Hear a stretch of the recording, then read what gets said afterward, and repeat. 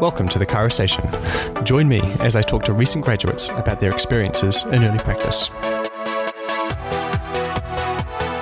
In this episode, I have a conversation with Dr. Jimmieson and Dr. Ashlea Chapman from Omokaroa Chiropractic.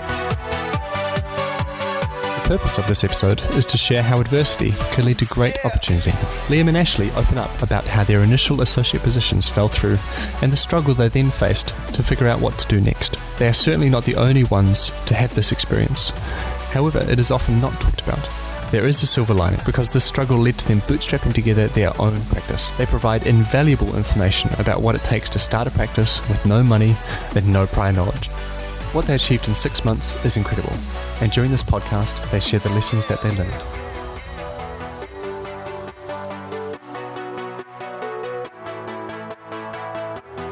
Welcome to the Chirosation, and this is where the conversation starts. We are live. This is episode 1 of the Chirosation with my best friends in the entire world, Liam and Ashlea from Omokaroa Chiropractic. Say hi, guys. Hi. How you doing? We are here in Tauranga, coming down for the weekend. Myself, I'm super excited about starting this off and hanging out with these guys again. It's been far too long. We are chatting over wine, and we've been having the most amazing conversations for the last 2 days, and I think it's worth sharing this. So I hope you enjoy. So first thing I want to talk about is what we're going to talk about in this conversation. I think it's most pertinent to talk about your guys' experience, probably over the last 6 months, as you can share as much or as little as you like, about what it's like to start practice straight after you graduate.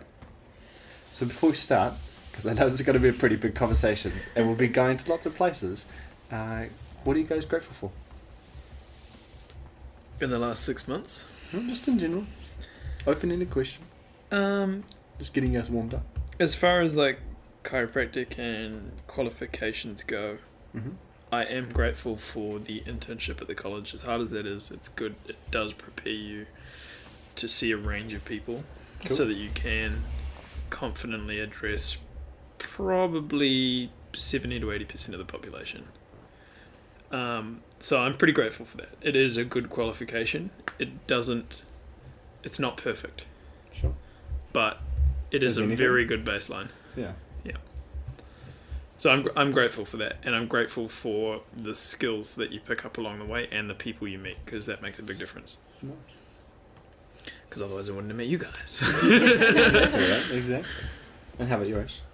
I was going to say that I'm very grateful for the people around me and supporting me, and the people that we've met at the college and that have been able to help us in some way, shape or form towards where we are now, in August, so 8 months on from graduating, and it's been a rough 8 months, but we've got there through the support of and help from the people around us.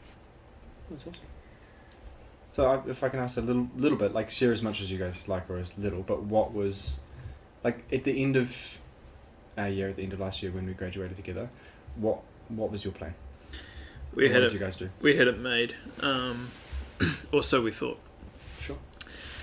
We had a family friend who was a chiropractor offering us a position at his practice. It was the first time he had taken on interns.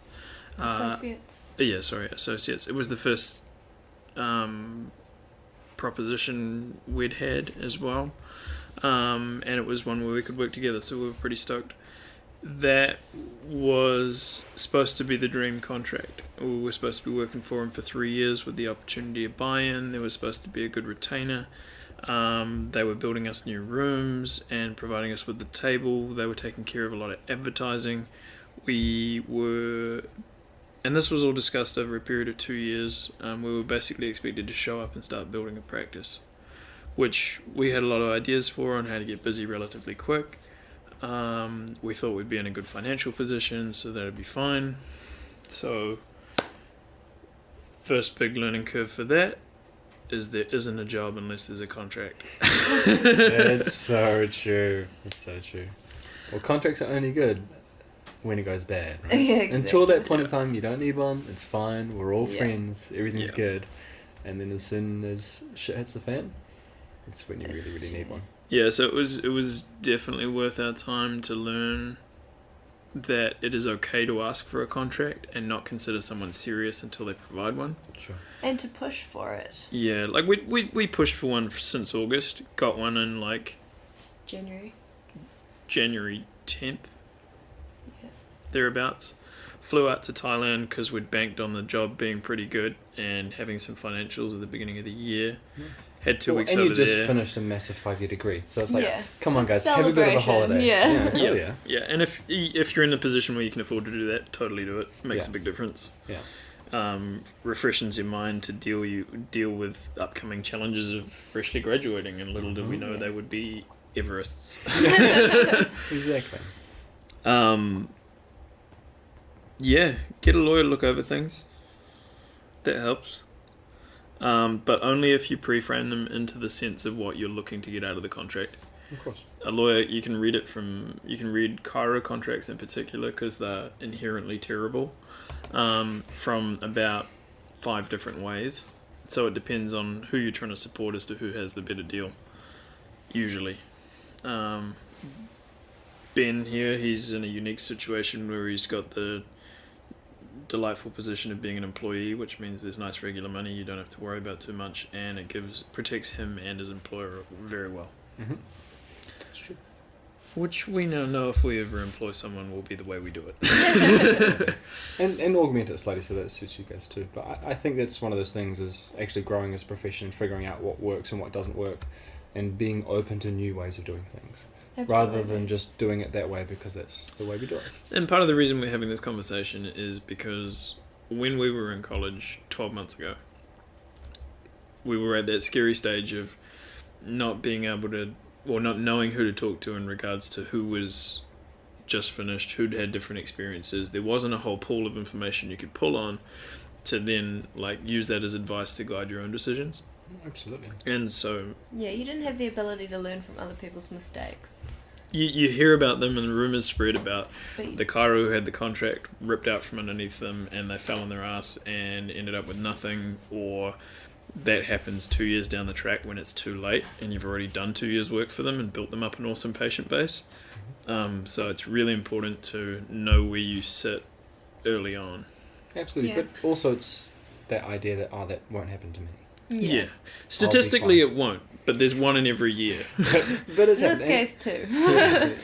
I think it's a lot more common than we think, and Yeah. more common than we talk about, where everything looks really, really fine, and then it ends up not being that way, and you don't think that other chiropractors in the profession will do those kind of things that happen to you. Well, And it's unfortunate. often the person who's offering you a job has given you, you've had some interaction with them. It's not usually just here's a contract, have a read, if you like it, come check out my practice. It's not a norm. Usually you've checked out their practice, you've known them a wee while, you know they're You've got looking to know to them employ. on a personal basis as Yeah, well. and you've become friends with them, and friends doesn't work so well with business if you haven't got all the contract stuff squared away. If you've got systems in place to fall back on when you disagree on something, it's fine. Mm. But if that's not there, then it doesn't work. So to transition to a really happy topic, because this is Yeah. obviously going so great so far, so let's talk about struggle for a little bit. What was the state of mind that you guys were in when you found out that this dream job that you guys had wasn't going to work? I think our initial emotion was Disbelief. anger. And, Disbelief Yeah, and well, anger. disbelief, but then it quickly transitioned into anger. Yeah. And I think that was a massive struggle for us because we weren't expecting it and we didn't exactly know how to deal with it because we hadn't really heard of anyone going through the same situation, and the ones we had heard, it had been Kind of expected. well, and it had turned out badly, and we didn't want this to turn out badly. We didn't want to go backwards from this. We wanted to still push ourselves forward, and so we were struggling with trying to figure out how we could turn this into a positive, or not dwell on it and not let it ruin our entire year, our entire first year out. Yeah, well, that's the hard bit, because you literally have the carpet pulled out from underneath your feet, or the rug pulled out from underneath your feet. Yeah. You are left floundering with like, well, I was gonna, like, what do you mean? I had it all laid out. Like, we had a good plan, and why are you doing this? that was the hardest thing to deal with, is there wasn't really a logical reason as to why. From a business perspective, it wasn't a lot of money that we were needing as a retainer, and we were promised as a retainer. Sure. So, you know, when you bank on those financials after being a poor student, it makes you, it is a nice situation to be in. But when that doesn't come through after 2 weeks, it's of working for them, it's not fun. Oh, cool. You've already run all your residual savings down in that 2 weeks to try and be a professional in those 2 weeks. No longer the student, dress the part, get there on time, utilize your car to its to get there, and that costs money. There's nothing about a professional career that doesn't cost. Cool. So then after all that hurt and anger, timing was terrible. Timing was absolutely terrible. It was graduation weekend. Yeah, that's right. Like, it was 2 days before we went up to graduation weekend that we found out. Things had been absolutely rosy up until that point, aside from stuff that we didn't realize until retrospect, like not getting the contract until 2 days before we went away on holiday, and being expected to sign it the day we came back, which, by the way, rules out legal counsel. Like, good luck trying to organise a lawyer in that time frame. It just doesn't happen. Just doesn't happen. Yeah. So with that being a major problem, we thought, look, it's just because they're running late, it's fine, they're friends of ours. Reality is they're more than likely trying to limit your window of doing that so that they can snag you into the little trap. Sure. Because it's not a little trap if you sign it. Mm-hmm. Don't sign anything. Get legal counsel first before you Before you decide to sign a contract. Like, even if you write subject to legal counsel in there, it doesn't mean anything. No. It doesn't mean anything. You still signed it. You're a professional now, even though you've only been a professional for 2 weeks. You're still a professional, and you're expected to know better. Excuse. Even though 2 weeks ago you could have got away with saying, "I know nothing about this," and they would have been like, "Yeah, that's okay." Yeah, exactly. Yeah. So what was that process over the next couple of months? It was a very big legal process for us, which taught us a hell of a lot very quickly. Yeah, it never went to court. No, but it was, talking to lawyers and talking about legal ways to figure things out, and every meeting between our previous, what we were hoping would be boss, was notarized, and it basically went from everything. friendly conversation, "Hey guys, really looking forward to having you in practice," to okay, so we're calling a staff meeting, you're no longer seeing your patients even though you've seen 24 in 2 weeks, like new ones. You're no longer seeing your patients until Monday night after we've had a staff meeting, and a receptionist will take notes. Like minutes. Take minutes. Not notes, minutes, which is the legal term for notes. And everything will be, all the minutes will be provided to you, and you have to sign them to say that this is what happened. And Again, don't sign anything. it's so it was And you're more than within your extremely out rights. of our comfort zone, and it did require us to seek advice from a lawyer, because we were completely out of our depth. Sure. Yeah. And And caught off guard as well. yeah, Definitely. yeah, definitely. Yeah, I forgot the question. There's not really a question, it's a conversation. Yeah. So. But obviously it's still quite raw for you guys as well. Oh, definitely. More so there's than I realised. I didn't realise it was there's still still really hanging over you a lot. a lot of emotion involved with it. Like, it was our dream for 2.5 years to come and join this practice. And What build Ash it means up. by that is that's how long it was propositioned for. Yeah, so that was what our perspective, that was what we strived for throughout college, that was our goal, that was our end vision. And within... Do you feel like in hindsight that you put a bit too many eggs in one basket? Definitely. Definitely. We looked at everything with rose-coloured glasses when it came to them. Yeah, but only really in one aspect, and that was because we didn't ask for the contract earlier. If we were like, that's great, really enjoyed going out for dinner with you and talking about how you want to grow your business and how we can be a part of it, all in writing? we'll talk more once we've got a contract. Hmm. That's all you've got to say, and if people are serious, they'll get it to you. If they're not, consider them a time waster and just say thanks for dinner and leave. If they want you there, they'll get in touch. And if they want you there, they'll do a simple thing like spending $500 with a lawyer to write up a contract, and they'll write it up in a positive way if they want you there. In my experience, it was a little bit like dating. Like, in my experience, there was no CVs. It wasn't like any other job interview that I'd ever done. It's true. It's like we went out for dinner together and like talked about our interests, Yeah. got to know each other a little bit better, you know, just felt out the It relationship was. It to was see like- how it go. It's And- like dating, and no one asks about your grades No, because they know you're from New Zealand college. they know you. They know if you're getting graduated, through you're there, you're going, oh, okay, you're going to be alright. You're still learning. Like, don't Everybody think is. for a second that you know everything. That's why it's called a practice. That's right. Yeah, you like, true. even Dobson doesn't know everything. Exactly. Blasphemy.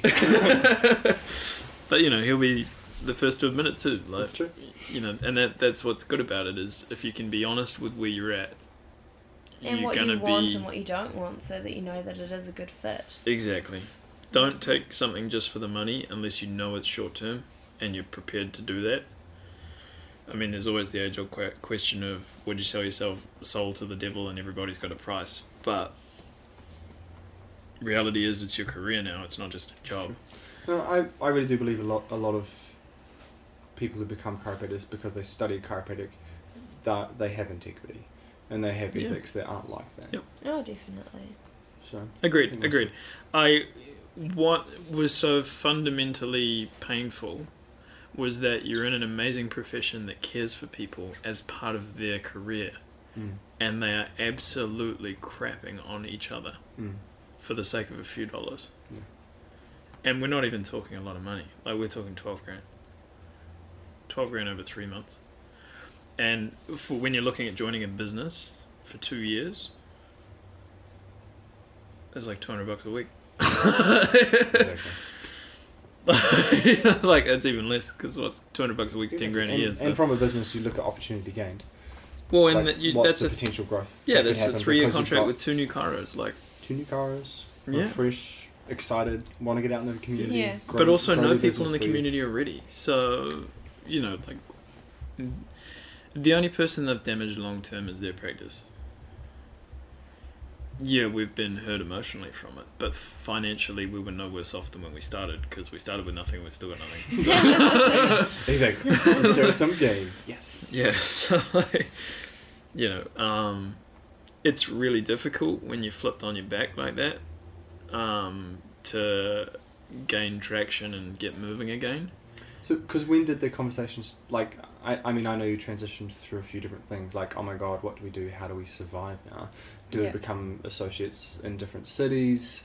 Does this relationship still continue? Like, obviously, it kind of throws everything up in the air. That's right, 'cause it makes you question You, everything. you had this specific idea of this is my life, this is what I'm committing to. Like, and I certainly had that too when I graduated and assumed, yeah, well, of course, this is what I'm going to do. I'm going to graduate, I'm going to become an associate for a fantastic chiropractor who I found, and then this is how my life is going to Yeah, look. it's so This is simple, how my right? practice is going to It's look. simple. I know it. Mm. And the reality of which the last 7 months has been nothing Well, like I anticipated. And we were coming from a position of like, we've made it through college. This is the hardest thing we're ever going to have to do because everyone's like, Exactly yeah, right. college sucks. Just suck it Yeah. up. You know, learn some things. You get the pay your most out of dues in it. college, and when you get out, it's this amazing, spectacular. You're going to be rolling in money before you know it, and In 7 months down the track. yeah, 7 months down the track, we're still waiting for that. Credit card debt. Credit card debt. That's Yeah. right. It's your favourite. Oh, it Yeah. is. It's great. That's how you survive, right? It is. So Yeah, far. but that's okay. Yeah. That's changing slowly. The amazing thing is chiropractic is still amazing and spectacular, and I wouldn't want to do anything else. It is, right? Yeah, It it is. definitely is. It's just. Mind you, if I asked you that 3 months ago, you'd be like, go away. Still thinking. Yeah, about you it. still go through ups and downs. Like, it's course. definitely a relationship. Yeah, it is. It certainly is. So once you got through all the other kind of hard questions, what are we going to do? Who came up with the idea of let's start our own thing? I think it was Liam's dad. Really? He said, "What are you doing? Why don't you just do this?" Cool. I'm pretty Yeah. sure it was. Yeah, it was. And, like, I'd considered it, but I was like, you can't start a business without any money. Guess what I haven't got? Money. Well, and we were fresh new graduates. Like, why would we start our own business? We don't know anything. Yeah, it was... I think it was Dad who suggested it, but, like, I mean, that comes with its own gremlins, too. Like, we were there like, well, compared to everyone, we're inexperienced. But that's not necessarily the case, because you've actually seen one of the busiest clinics in New Zealand, which is the college.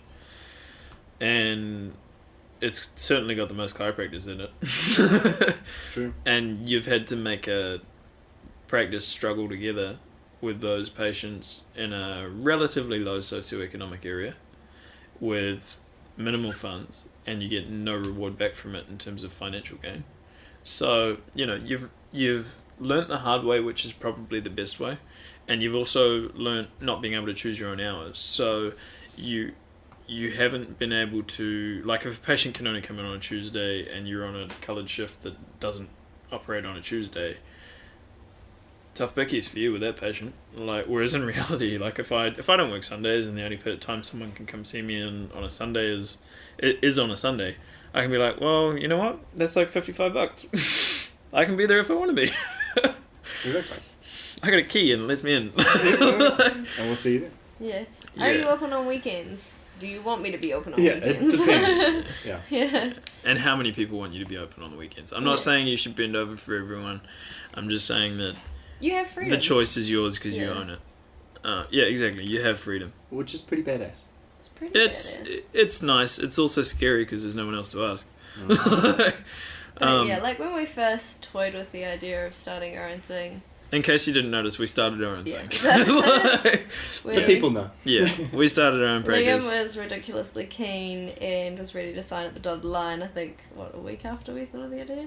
And I was the one who was like, fuck no, what are we doing? There's your edit button. Sorry. Don't worry, I just put an E on it. A red E. It's just explicit. Yeah. There may be swearing. If There will anyone be. is Captain America and you're going to tell language to us, that's fine. This is us. This is our conversation. So welcome. Please join in. Yeah, you're welcome. I'm not going to judge you for swearing either, so. Exactly.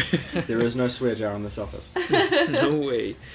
So, Yeah, I mean, so the sequence of events was got back from Thailand, started work that day, had a couple of family bereavements over the coming 2 weeks, but still worked out those 2 weeks. Got to graduation week, asked about when payday was because it said in our contract it was 2 weekly. We'd done 2 weeks and hadn't been paid anything, and we were like, cool, retainer check's coming through. Retainer check was not coming through. Yeah. So we were like, okay, let's have a meeting about this. This was Thursday, so we tried to schedule a meeting for the Friday morning. Didn't work out, so we had to like flag it. These people we wanted at our graduation, but told them, look, this really depends on how the situation goes down, because basically We were you're telling having us you're changing confused. everything, and we were like, well, we don't know where we stand. We need some space to figure it out, and I think that's fair enough. Went up to graduation. Things just degraded rapidly. Throughout graduation day, while we're at a ceremony, while we're at dinner with our family celebrating, we're getting texts saying, you need to get back to Tauranga by Sunday night, 5 p.m. for a meeting before you see your patients on Monday. And then we're like, look, it's not going to happen. We're celebrating with our family. We're committed to your business as well, but just give us this weekend away. This has been booked in for 5 years. This is the biggest day of my academic career. Yeah. Give me 2 days. Like, what? Like, and if you really care that much about us, you would. And they didn't. So then they stopped us seeing our patients on Monday. We had a meeting with them that night. They basically said that we were rude to them. How could we possibly do something like this? Reality is that we didn't do anything. They verbally promised us stuff that wasn't in the contract. We read the contract with rose-colored glasses. Didn't really have time to get it seen by a lawyer, and started working for them after that, thinking that everything was as we discussed in the 6 business meetings we had in the 2 years prior. That's not the case. Certainly not the case. So we... Well, like a relationship, you guys had a breakup. Exactly. But it was a terrible breakup because there was no offer of reconciliation. There was nothing. It was like, okay, look, things aren't working.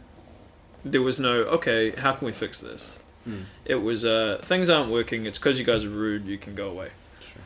You're lucky if you don't owe us money. And that came out later. Because they were generous to us beforehand, but that was part of setting up the rose-colored glasses. And then when push comes to shove, they were like, oh, you can pass all that money back. And it's like, wait, you didn't even pay me for what I did. I set up ACC with you. I like hand sanded and restored my desk and like revarnished it and re-leathered the top of it so that to save you some money in setup, and then you leave with my desk. Like, you know, I got like 3.5 days of solid labor in that, and you know, it's just like, oh, you can leave, and after you've paid us back the money that we say you owe us, even though you don't owe it to us, we'll pay you for the patients you've seen. And to flip that sour and not even offer a reconciliation within the contract of like, okay, well, look, we can't afford to pay you a retainer, but how about we give you enough money to survive for the first 4 weeks, which realistically, given how the growth of that was happening with us there, would have been fine. But that wasn't even offered. Instead, they were like, okay, we're going to call the contract null and void. We'll meet again tomorrow to see how we go. We have another stressful day of, again, not seeing any patients. Come in the next day and they're like, okay, we're not going to extend another contract offer as far as we're considered everything's done.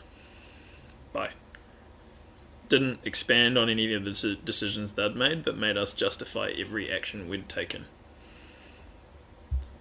Which sucks, because you're the newbies on the block. You're being sat down. It's like being told off by your granddad. Like, you know, because you can't talk back. And that's how they made it feel. And you couldn't ask any questions as to why. Which actually isn't how it is. If you don't want to... If they're not going to answer you with anything, just walk away. You're entitled to time, just like they are. They have no more rights than you. You're a professional. They're a professional, or supposed to be. And you're on an equal playing field now. You both have the same qualification. They just have a little bit more life experience than you. And that should make them treat you better. 100% agree. 100% agree. So I mean, clearly I'm on your side. So as a completely non-biased opinion, you guys are right.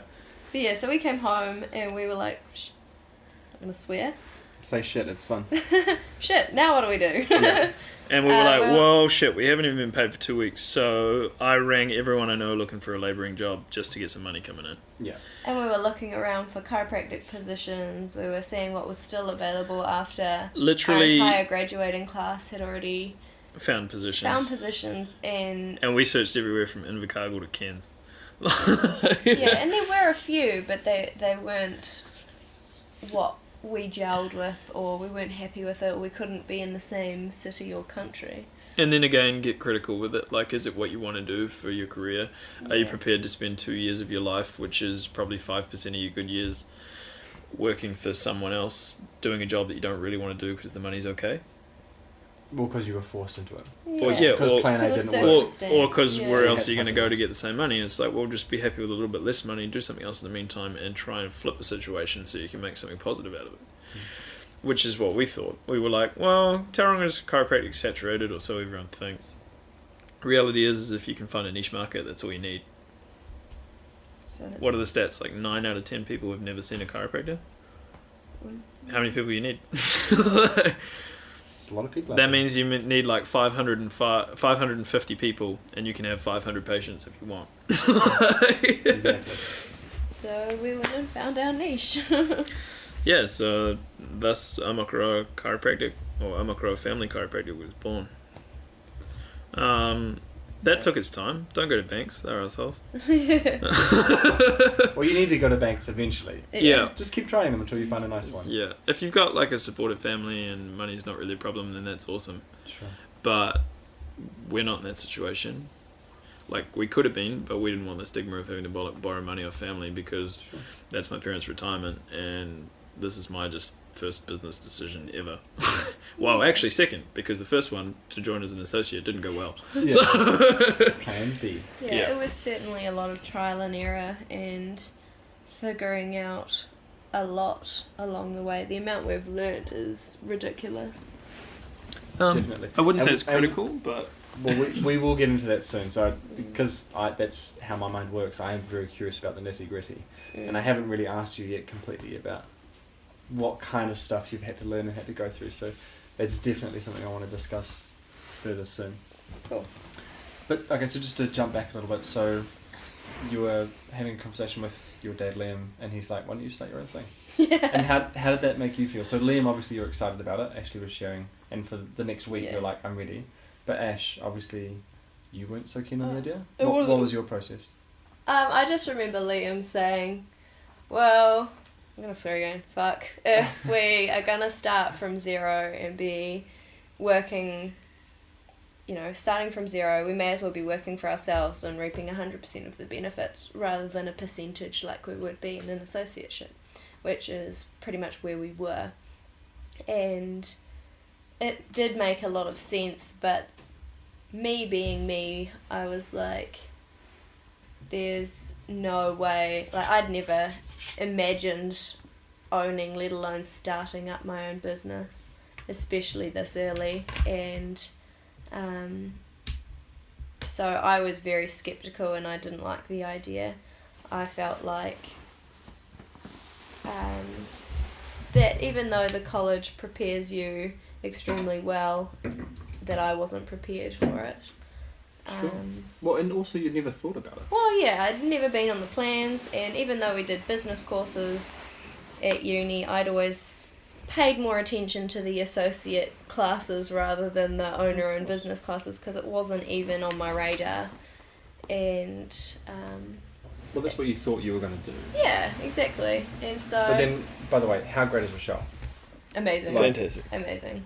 So wonderful, isn't she? Keep her on your good side. Yeah. So helpful. Yeah, and like if she's not at the college forever, which I hope she is, then Yeah. seek her out because she's more than happy to help. This is the honorary Hardy Neal. Yes. It is indeed. Yeah.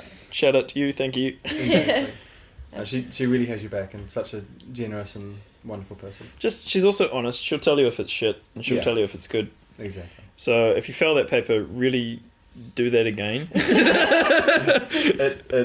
does. And turn up to her classes, even though in last year of university, when you're like, shit, I need to Study for Study. boards, even though you guys won't have boards, I know that. But you're needing to study for extra like clinic stuff, and you're like, worrying about just need getting to get out new of there. patients and everything. Business is actually pretty important. Learnt the hard way. Yeah, it does. And even as me as an associate, a lot of the skills and different Yeah. techniques that we've learnt in business, I've 100% used already this year. Absolutely. It's awesome. Pay attention. You do need your it. It's assignments properly. like everyone will tell you that chiropractic's awesome, adjusting people's amazing. Without the business side of chiropractic, none of that can happen because you've still got to pay your bills. You've still got to be able to drive to work. You've still got to be able to like eat dinner when you get home. So, it's And I think that's where a lot of chiropractors' downfall is not being good business people. And so And you will have Yeah. experienced this by trying to get someone to pay for x-rays when they're at the college because everyone thinks that sucks. Yeah. But the reality is x-rays are a good tool. Yeah, the college makes a tiny bit of money out of it, but they have to pay John Bassano and he's amazing. So Exactly. it's totally worth it. And And if really- all you have to do is sell x-rays to like 25 people while you're at the college, don't even think about it. Like, just do it. It's fine. But then also, I mean, this is a Kent Blackburn special, right? If each per visit adjustment is $50 and your x-rays are, well, say between $100 and $150, that's 2 to 3 visits. If financially they're already struggling to come up with that kind of money, then they're not going to be able to sustain long-term care anyway. So potentially they're not in the right place at the moment. And I know you think you're amazing if you can toggle an atlas and it stays away for the subluxation stays away for the next 3 months, but reality, how much good are you doing the patient if you're only checking them once? It's a snapshot in time. The best changes happen over a longer period That's true. of a care plan of 12 weeks or longer.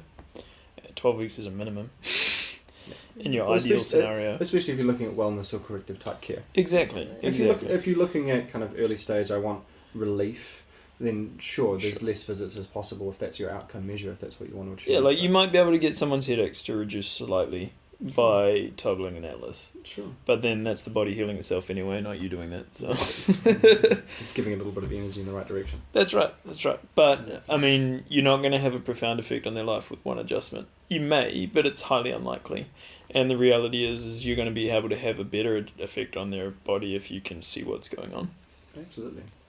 Now, in saying that, Omokaroa Family Chiropractic doesn't have an X-ray facility because that shit's expensive when you got no money. Exactly. Head starting out. Yeah. Not easy. So out of the ashes of what was the beginning of 2016, The Phoenix was born. was born the idea of Omokaroa Family Chiropractic, and what was the first step for you guys?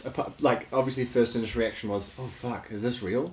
Can we do this? Yeah. And then after that, I think the next thing was finding our niche. Yeah? Yeah, cool. we kind of looked around for areas because we wanted to stay within the Tauranga region. Because we'd both kind of decided this was where we wanted to live, and we remembered Phil saying, if go where you want to be, and it'll just kind of happen.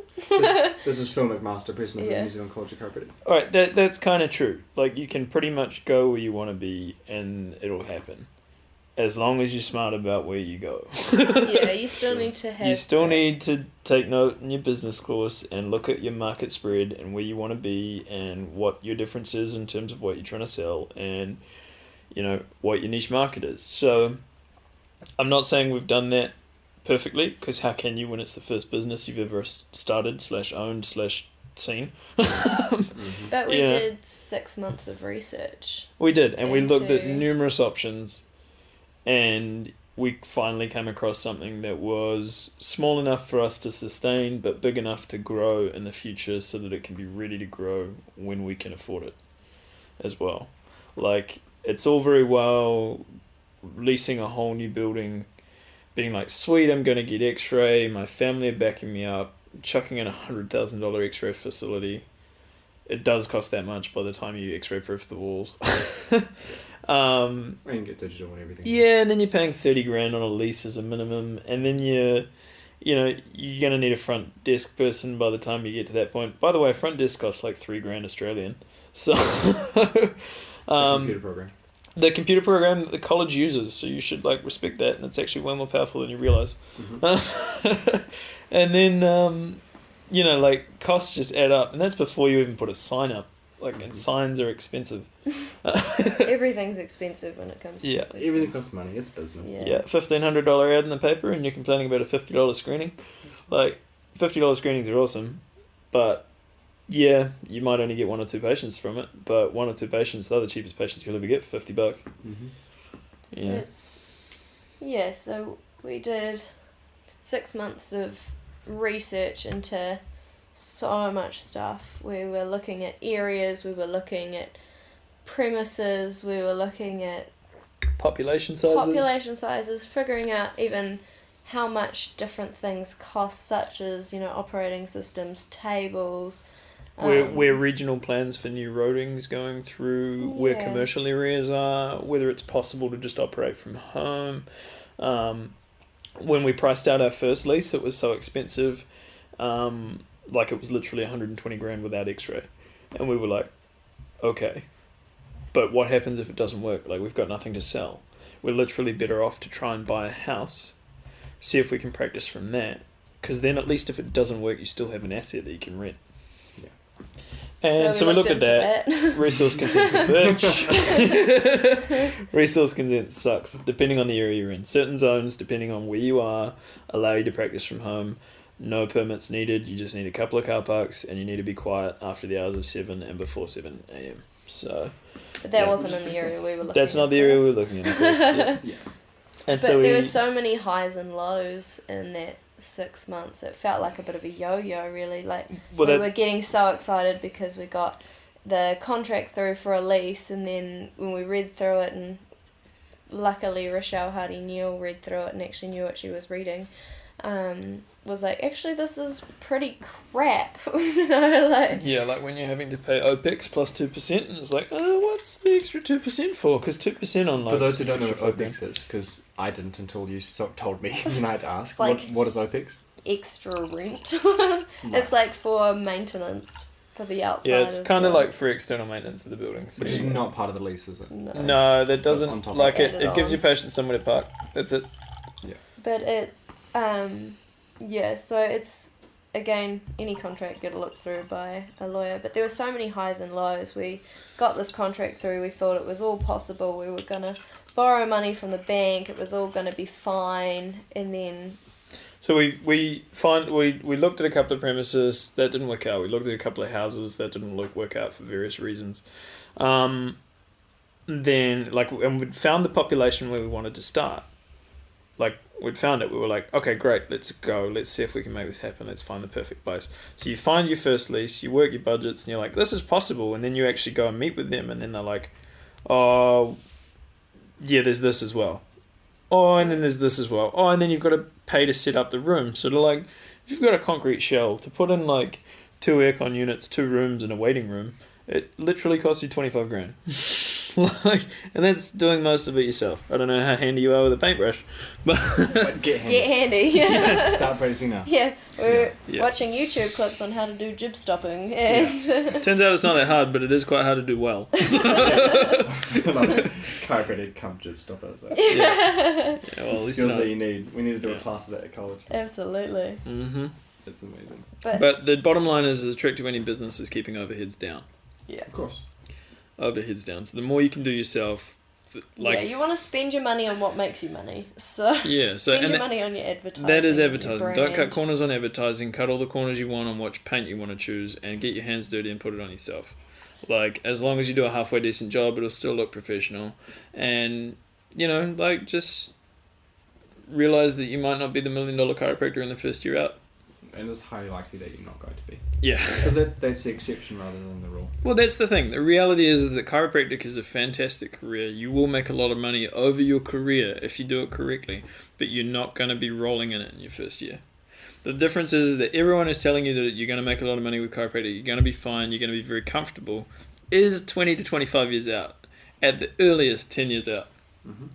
And they're so far removed from that initial startup phase of remembering what it was like to try and clear some student debt and to try and like get things going. They are quite happily in their well set up niche where they're actually making a decent wage. And so, of course, chiropractic's awesome.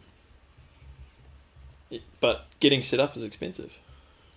It's a struggle. You ask any any established chiropractor who's just set up a practice, Yeah. like an additional one, they'll tell you how expensive it is. Mm-hmm.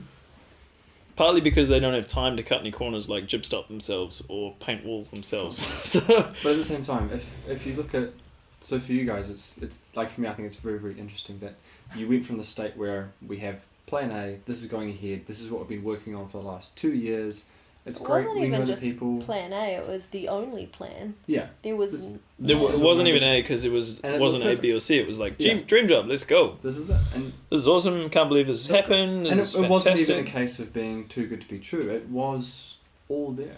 Yeah. Like Yep. it was going to be all there. Everything was there Obviously, except for the that money. fell apart, and from the ashes grew the desperation and freedom of, oh my god, what do we do next? So Yeah. you figured out what your niche was, which was Omokaroa. You wanted to be a family practice. You wanted to find an environment where you could set up as the chiropractors in the area in a growing population that's becoming multiple subdivided, that's close to Tauranga, that the population's spreading out into that area. A lot of people are moving down from Auckland into that area, and you wanted to be set up as the chiropractors and grow in that community, which I think Yeah. is genius. And it's So what fantastic came too next? because we were able to do it. So I was and still am working a labouring job.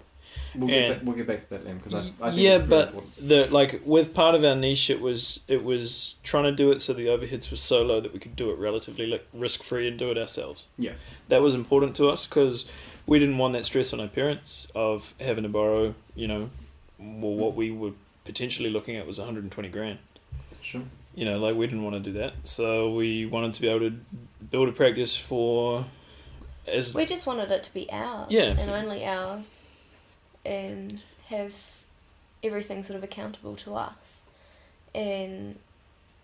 that way. If it falls over, it's only us to blame. Yeah. You don't have to be then in debt to your parents, which is also being worse than just bankrupt. It's a whole But then. new... Especially because you'd be living with them as well, because you got nowhere else to go. Hey, that's the truth. I guess the next step really was where we were extremely lucky and we managed to find a premises that was perfect for our situation. Extremely lucky and hardworking. Oh, absolutely. You'd already looked at a bunch of places. We'd looked at That was like places. 10th on the list, if we're honest. Yeah. That was like 10th on the list. To be honest, when we first started looking at it, I refused to get excited because we'd had so many highs and lows that I refused to have another high. That was probably halfway.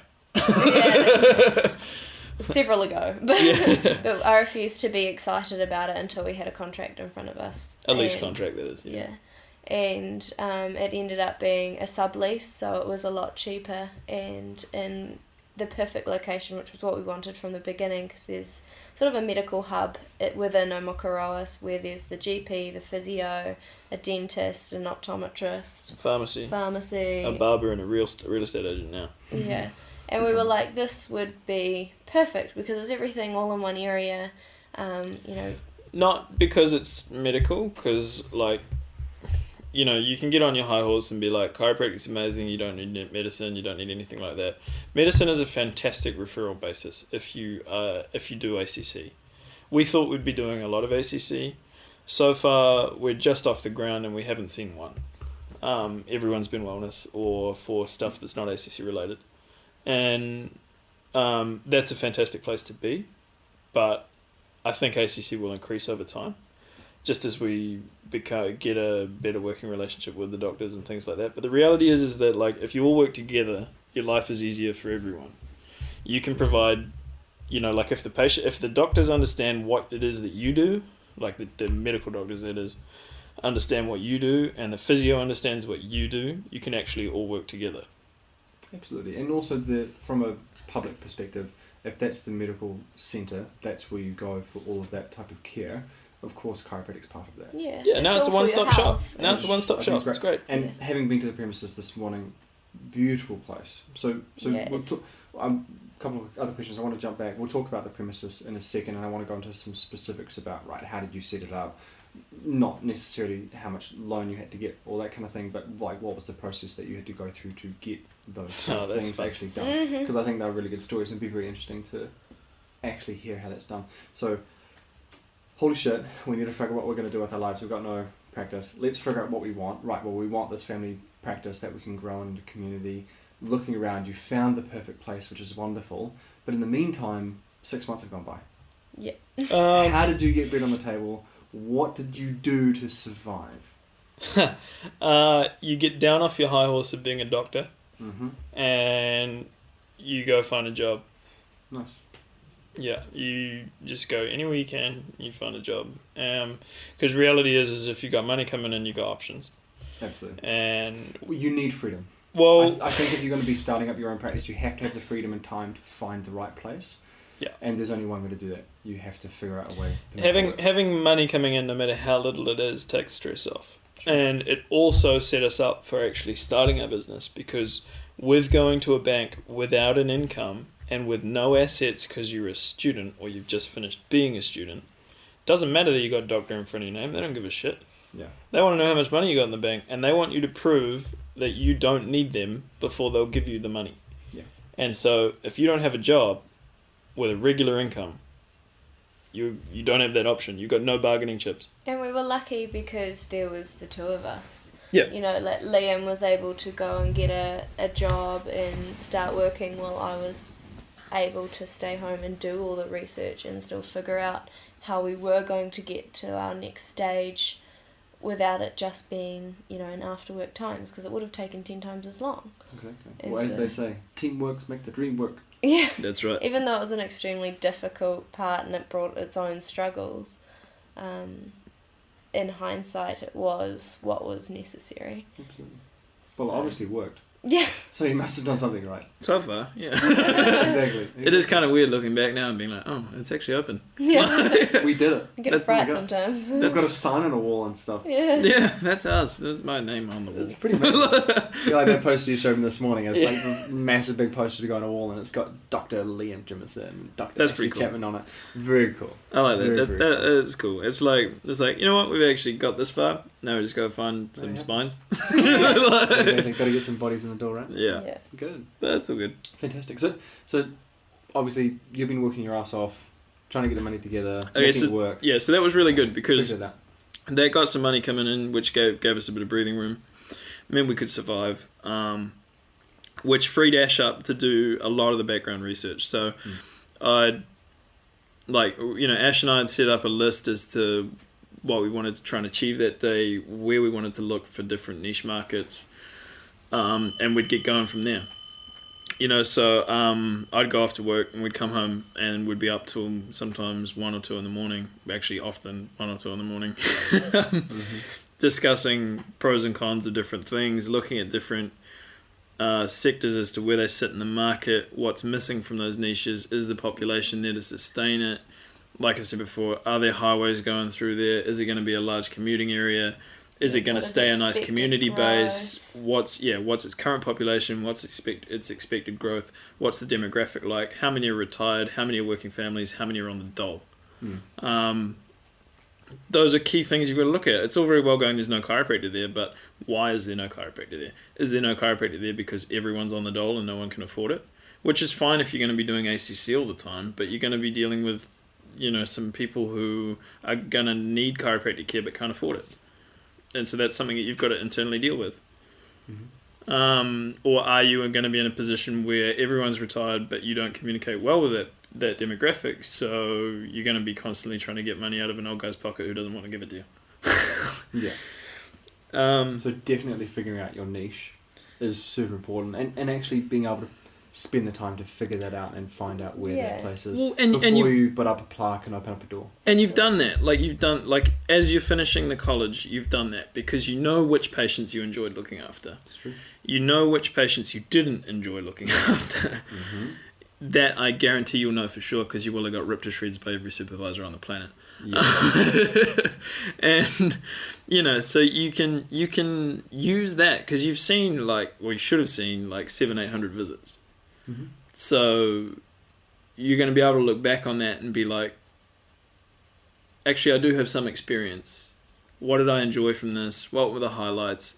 Yeah, it has its challenges. Some of it's not fun, but some of it's a necessary evil.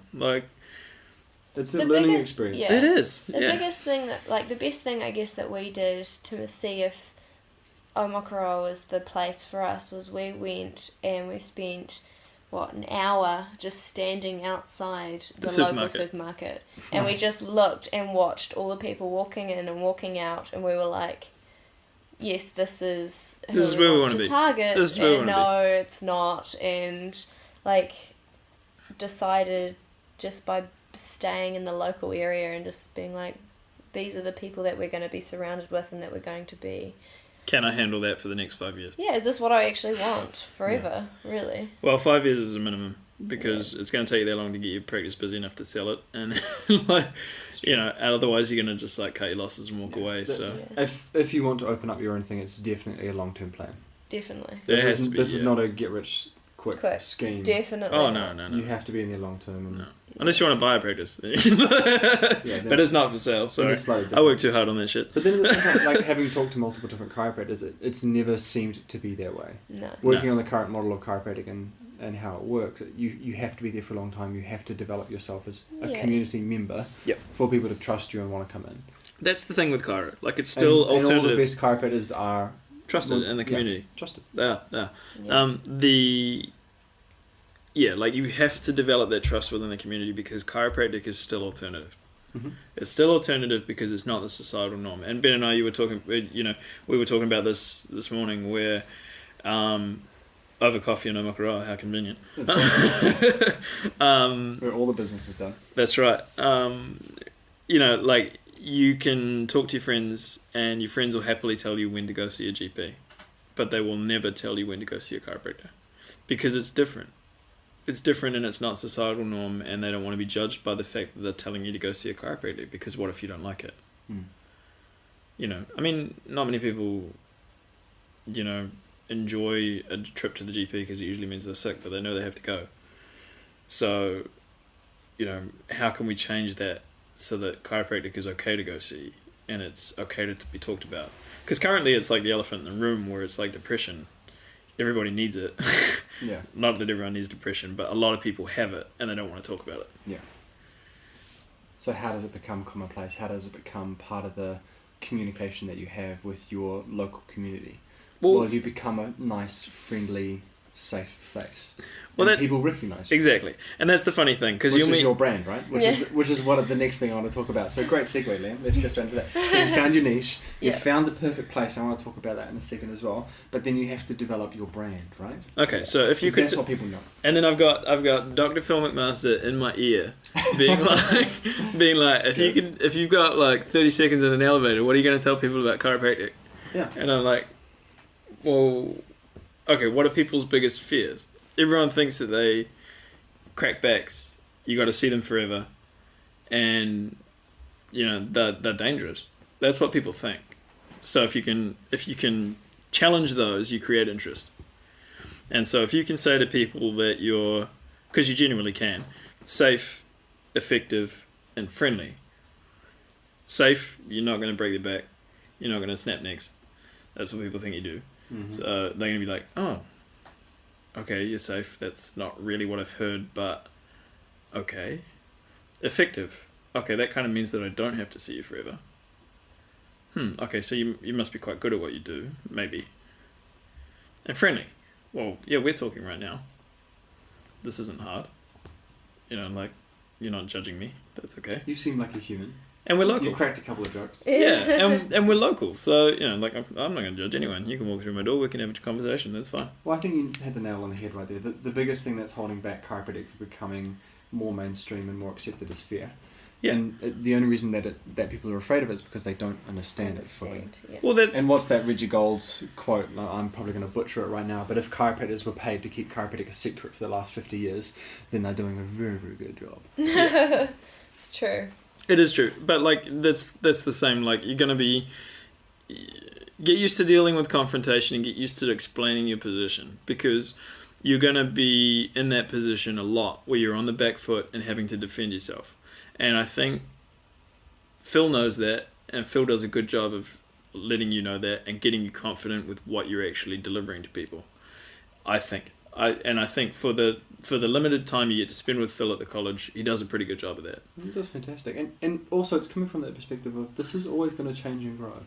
The chiropractic chat that you have now is going to be different than the one that you're going to have in 6 months' time. Absolutely. And that's actually a good thing, because you learn and you experience and you refine and you get better. If it doesn't change, I'd be disappointed. Exactly. Yeah. And The more mine is people going to you be talk different from yours, Ash, and yours, Absolutely. Liam, and you listening at Yeah. home. And that's actually a good thing. It is good. It is good. The problem is when it gets too divergent, but that's a whole nother podcast. Yeah, exactly. Yeah, it's still got to be chiropractic, right? Yeah. Talk about nerve systems, talk about spines, you're fine. Yeah. You don't fix it, the body heals itself. Exactly. You go from there. Next thing with the practice. So I'm still working that job to keep money coming in. Mm-hmm. The next thing really was we had all of this and then we needed the money. Well, no, so we found the lease, Yeah. and then we were like, okay, so to make this work, we've got a budget to see how much it's gonna be to actually start this off. Now, like I said before, if you've got really nice parents and they're pretty wealthy, then you can probably afford a Zenith table. I can't afford a Zenith table. Yeah, exactly. I could, but that is a lot of money. Mm-hmm. And they're amazing, and it's probably not going to be the last table you buy in your lifetime.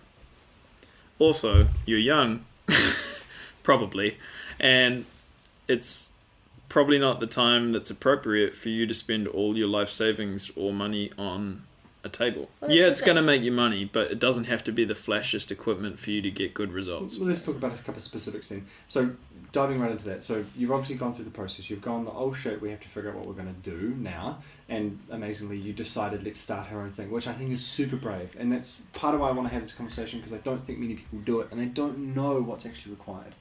So, you guys had to do it. And the hard thing is there's not information out there. No. People So- haven't talked about it. You have no idea what's going on. So you figured out your niche, which is perfect. You figured out your brand. You found the place that you want. Next And thing then you need is what the did money. you have, okay, Next so thing now we you have need to is the start money. talking about some specifics, right? So Okay. what did you actually do So to we'd get started in a business? done a budget. We'd we'd done a budget for advertising. We'd done a budget for a screening kit. We'd done a budget for the loan and the loan repayments. We'd done everything from like bank fees, getting to work, drawing a salary, those sorts of things. We'll calculate everything. How many of those had you done, Ash? So obviously you guys have done this if you're in your final year NZCC, but it's a business plan where you come up with your budgeting plan, right, for the year. I remember my one for my assignment. I had to get my mum to help me because luckily she's an accountant, and it took me like 3 days to do.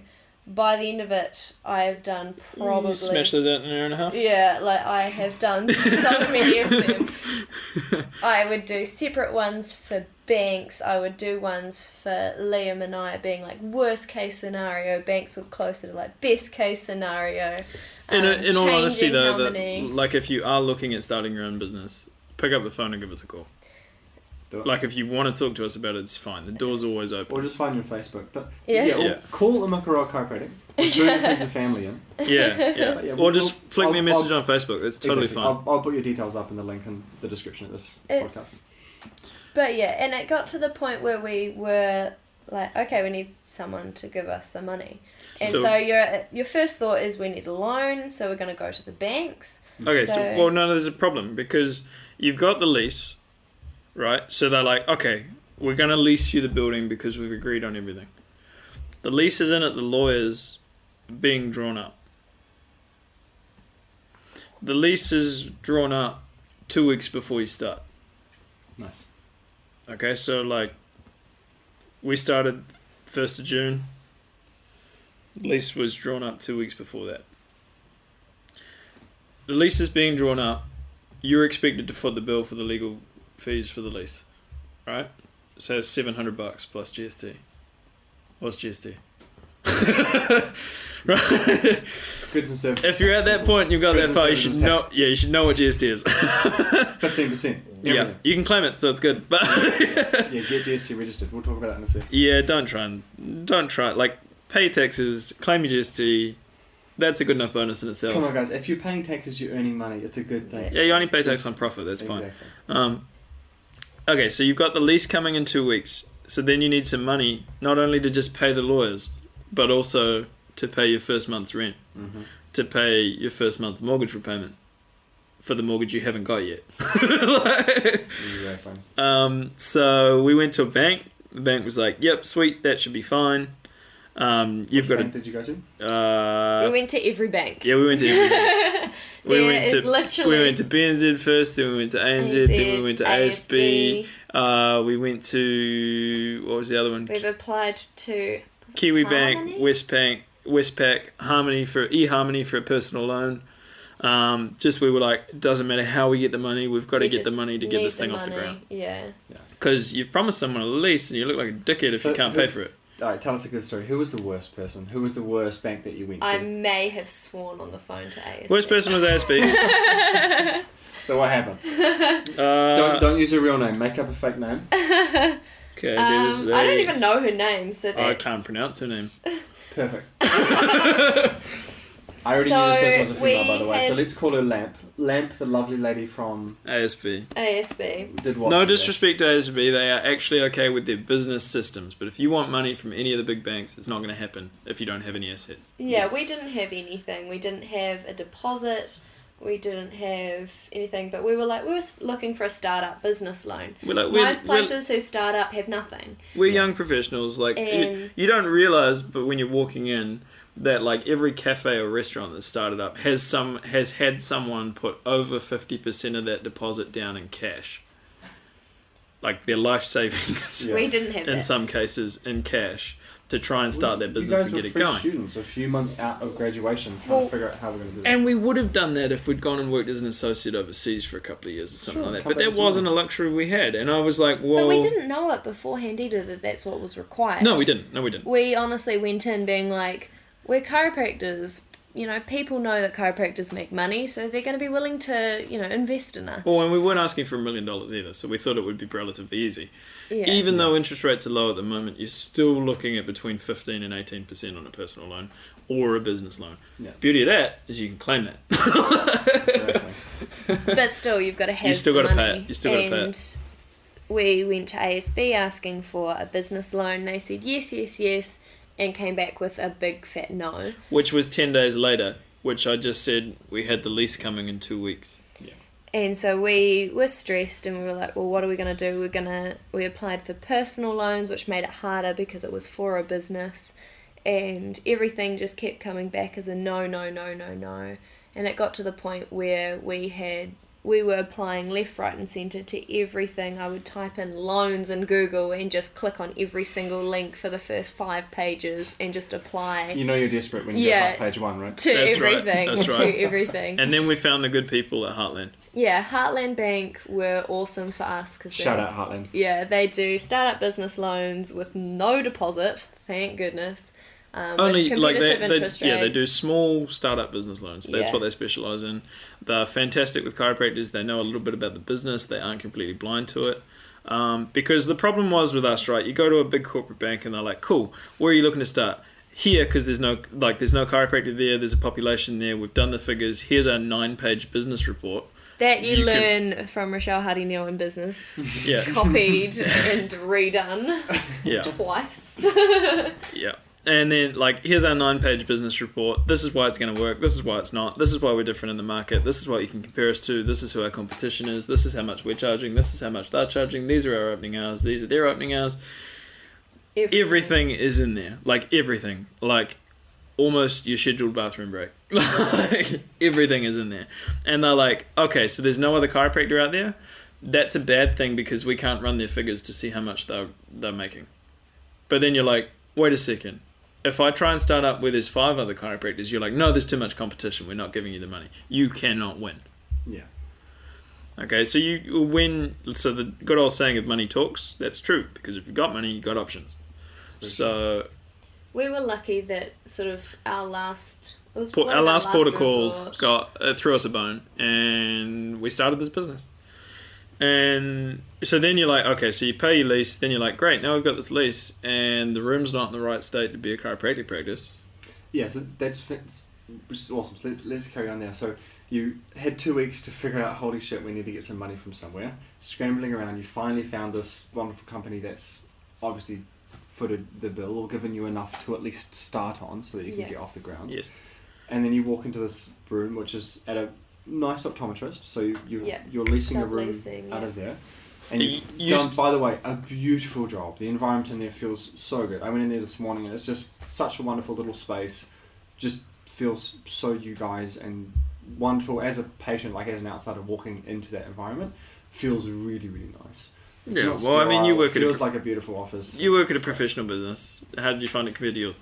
Yeah, well, mine's an established practice that's been there the practice has been there for 60-something years. Yeah, but when was the last time it was updated as well, yeah? It definitely needs a bit of reno, which is... well, it needs the ceilings painted for one. Yeah, it's true. Hey, we still got to move a light, right? Yeah. So we'll get this. So it needs the ceilings done, but you guys, master jib stoppers. No, totally not. Don't look too close. The trick is posters. So you finally get the lease done, and you walk into this room, and what does it look like? It used to be a vet surgery. Yeah. So there's serotonin on the walls. Which is like the inside of a shower. Yeah. So it's like plastic, waterproof crap halfway up the walls. Not the most conducive for a chiropractic environment. There's an extractor fan, fortunately there's a heat pump, and there's a massive sink. Yeah. Perfect. And it was with the medical spoon taps. It was a terrible shade of creamy yellow. Yeah. And it looked gross and old. And it looked like cigarette stained cream. Like nicotine stained cream. Mm. That's the colour. Mm. Yep. So I was like, no. Like we knew the room would work, we knew the location would work. Yeah. We had the okay from the lease, the landowner to modify the room. So we did. So we stripped all that crap off the walls, but whoever put it on there would actually did a good job. So it was glued to the walls pretty well and come off like huge chunks of jib board. If you had the budget, you'd change the jib board because it's probably worth your time. For the sake of like $25 a sheet jib board. Yeah. Doing it again, we would do that. Probably. Depends how bad it is. It's really case by case problem. Okay, so we spent the next what? Well, no, because we had a family friend who's a jib stopper to be like, okay, come in, have a look, see what you think. Got them to have a look, and he's like, look, I'm too busy, I can't do it for another 3 weeks. And we're like, well, we're opening in 1, so... Yeah. Anyway, so we jib stopped it that night. I was like, can't be that hard. He sort of gave me a quick rundown on what to do. By the way, the Snapchat story was hilarious. Yeah. I'd aged like 80 years, gym dust. Turns out if you're not very good at it, you have to sand a lot off. Mm-hmm. Yeah, that's like it in a nutshell. But it's okay. It's a life skill. Like we're used to being knocked down. What was learning to have another skill? Like your chiropractors, you're good with your hands. Exactly. And so YouTube's amazing. YouTube is amazing. You can learn anything on YouTube. Yep. I'm pretty much a qualified welder too. No, I'm kidding.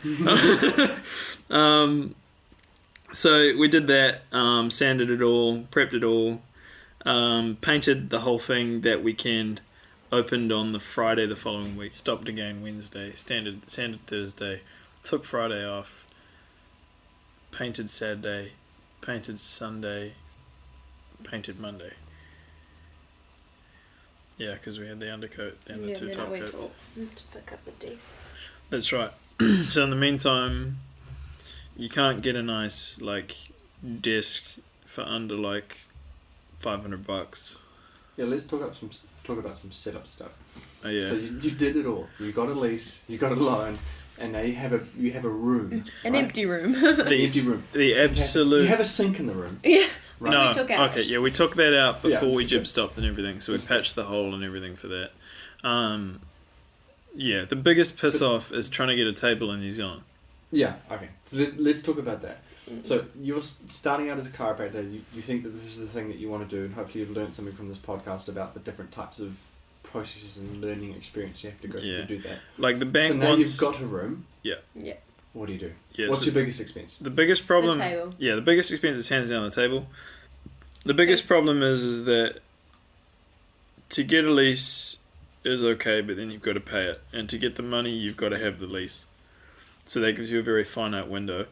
Mm-hmm. And then, because New Zealand's so small with chiropractic, there aren't just tables sitting in warehouses waiting for you to buy them. So And we knew we wanted a drop table. yeah, we knew we needed a drop table. Guys, if you're going to get a table, get a drop table, especially if you're starting out. Yeah, just get a drop table. It makes life easy. When you get out of the college, You can see you so many can more side patients posture with a because drop. of It's it. amazing. Okay, so. I think they're letting you do that now as well. Are they? That's Oh, pretty really? Oh, that's cool. cool. They should, because it's legit. Mm-hmm. Anyway, We looked so at heaps of different brands of tables. Most of this was within that 6 months before we actually had a lease. top of the price range is Zenith. Which are legitimately They are awesome. legitimately good tables. I will buy one day, but it's not going to be for the next 5 years. They are... Most table companies are terrible at PR. They will not get back to you. So hound them. Mm-hmm. Hound them. The best ones at getting back to you are American based.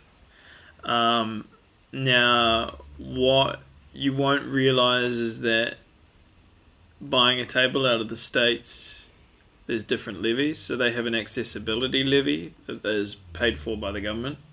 So if your table is conducive to somebody who has a disability using it, you're entitled to an a accessibility levy, which means that instead of the table being $6,000 US, it's only $4,000, depending on where you live.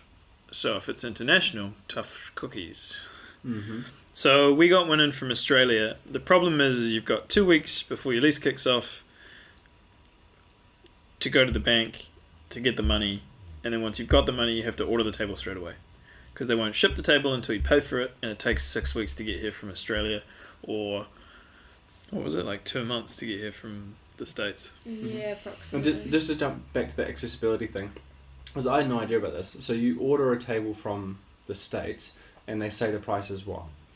They'll say the price, well, when you're talking to them on the phone, they'll You be need like, to all let right, them whereabouts know are you where based? you're from. You need to Yeah. say you're from New Zealand, because if you don't, they'll be like, cool, it's $4,000, and then they'll go to ship it to you, and there'll be like an extra $2,000 on it. Yeah.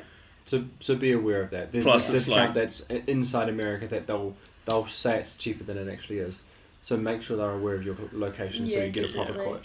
Plus, it's like $1,500 to get one out of the Yeah, States shipping anyway. is expensive. Doesn't matter whether you forward it to any address or whatever, it's still expensive. Yeah. So then there was that. We couldn't get a desk, like just a small desk that was nice for under $500. Warehouse Stationery is a rip-off. They're made out of shit wood. So we had one made in Auckland, by a guy who used to be a furniture maker and is now retired, and he just like makes them in his spare time. So it's got like nice little Remo fronts, and it was only $400. It was good, like it was awesome. He was going to be able to have it done by the due date. Which is perfect, and it's a beautiful DS. Yeah, it's nice. That It's space, nice. really nice. We chucked a piece of glass on top of it just to keep it protected. Yep. But it's just little costs like But that like slowly add up. Like the glass Yeah. was still like $80. And we bought some posters from Australia. Oh It yeah. took longer to get here than the frickin' table. To be honest, I think they forgot about it because we like paid for it and they were like, "Cool, we'll let you know when it's dispatched." That's great. We rang them like a month later and we're like, "So our tables beat you from Australia. Where are our posters?" And they're like, "Oh, they were in the mail yesterday."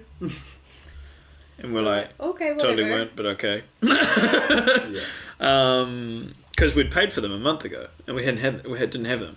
And I was These like, are the posters that you have at college as well. the yeah, so if you know, patient media. like, and they'll be at Lyceum. So if you know you're setting up a practice, buy them Yeah, at Lyceum. It's just they're easier. definitely cheaper at Lyceum. Cheaper at Lyceum. You don't have to pay postage, and you get them straight away.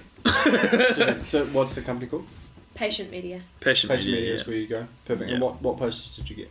And why did you get them? We got the wellness Road to Wellness, Recovery, Road to Recovery, yeah. which I think is in every patient room. But it's Not awesome. every patient Like, room. There's in a few of them. It's Yeah. in a few of them. It's definitely. But why that one specifically? Road to Um, Recovery. we And also, both, why is it on your report of findings form as well? we both really liked it. It's a really easy visual way to show patients how they can best utilize chiropractic care. Yeah. it's a and- map of typical decisions made within chiropractic care. Yeah, so by it patients. shows you your wellness care or your corrective care, whatever you like to call it, versus your relief care where they are just coming in for pain. And it shows them how they're likely to repeatedly have to come back if they're just coming in for relief care. It shows them over a time period how it's actually more economic to go for a wellness type care regime. And If you've seen this poster, you might notice there's dots on it on the graph, and that represents visits. So the more dots there are in an area means there's more visits through that area. So patients coming in for relief care, it shows lots of visits versus no visits versus lots of visits. So you've got the cycle versus the wellness care where they're coming in less and less often. So I really like to use it in my report of findings visit, and I loved having it on the wall and having our patients take it home so that they could refer back to it. yeah. Then we also got the nervous system one. Nervous system one we just like because it's in the spine. It's what you're trying to affect through adjusting the spine. And obviously that's chiropractic, right? That makes Exactly. sense. So what's on this nerve system poster? What does it look like? It's a really basic map of a spine and all the nerves coming out of it. And where And those it just nerves shows go you to. general areas that those nerves innervate. Like Yeah. this one affects the eyes, this one affects the legs, adrenal glands, digestion, whatever. It's not necessarily the way it works. Okay, so you can't say that adjusting T6 is going to improve your digestion. Of course. But It could. there's a possibility it could. Well, you just start using it as correlations, right? So they have Yeah. ticky boxes on your patient form saying, I have digestion issues. Oh, that's interesting because you've got a whopping great subluxation around the area that controls the stomach and intestines. No. Guess what? No, I would it's expect that to improve with a quality care plan. And Exactly. one of the best things to say is, look, did you know that your nervous system controls that? It says this here on this poster. It Yeah, does control exactly. it. And this so- poster is true! Yeah. Well, it's great because it's another opinion that you haven't drawn, Sure. Yeah. and they can look it up, and it's relatively legit. And well, exactly. And it looks good to have posters on the walls. Absolutely. It looks nice And it's We educational. use that and- one for screening too.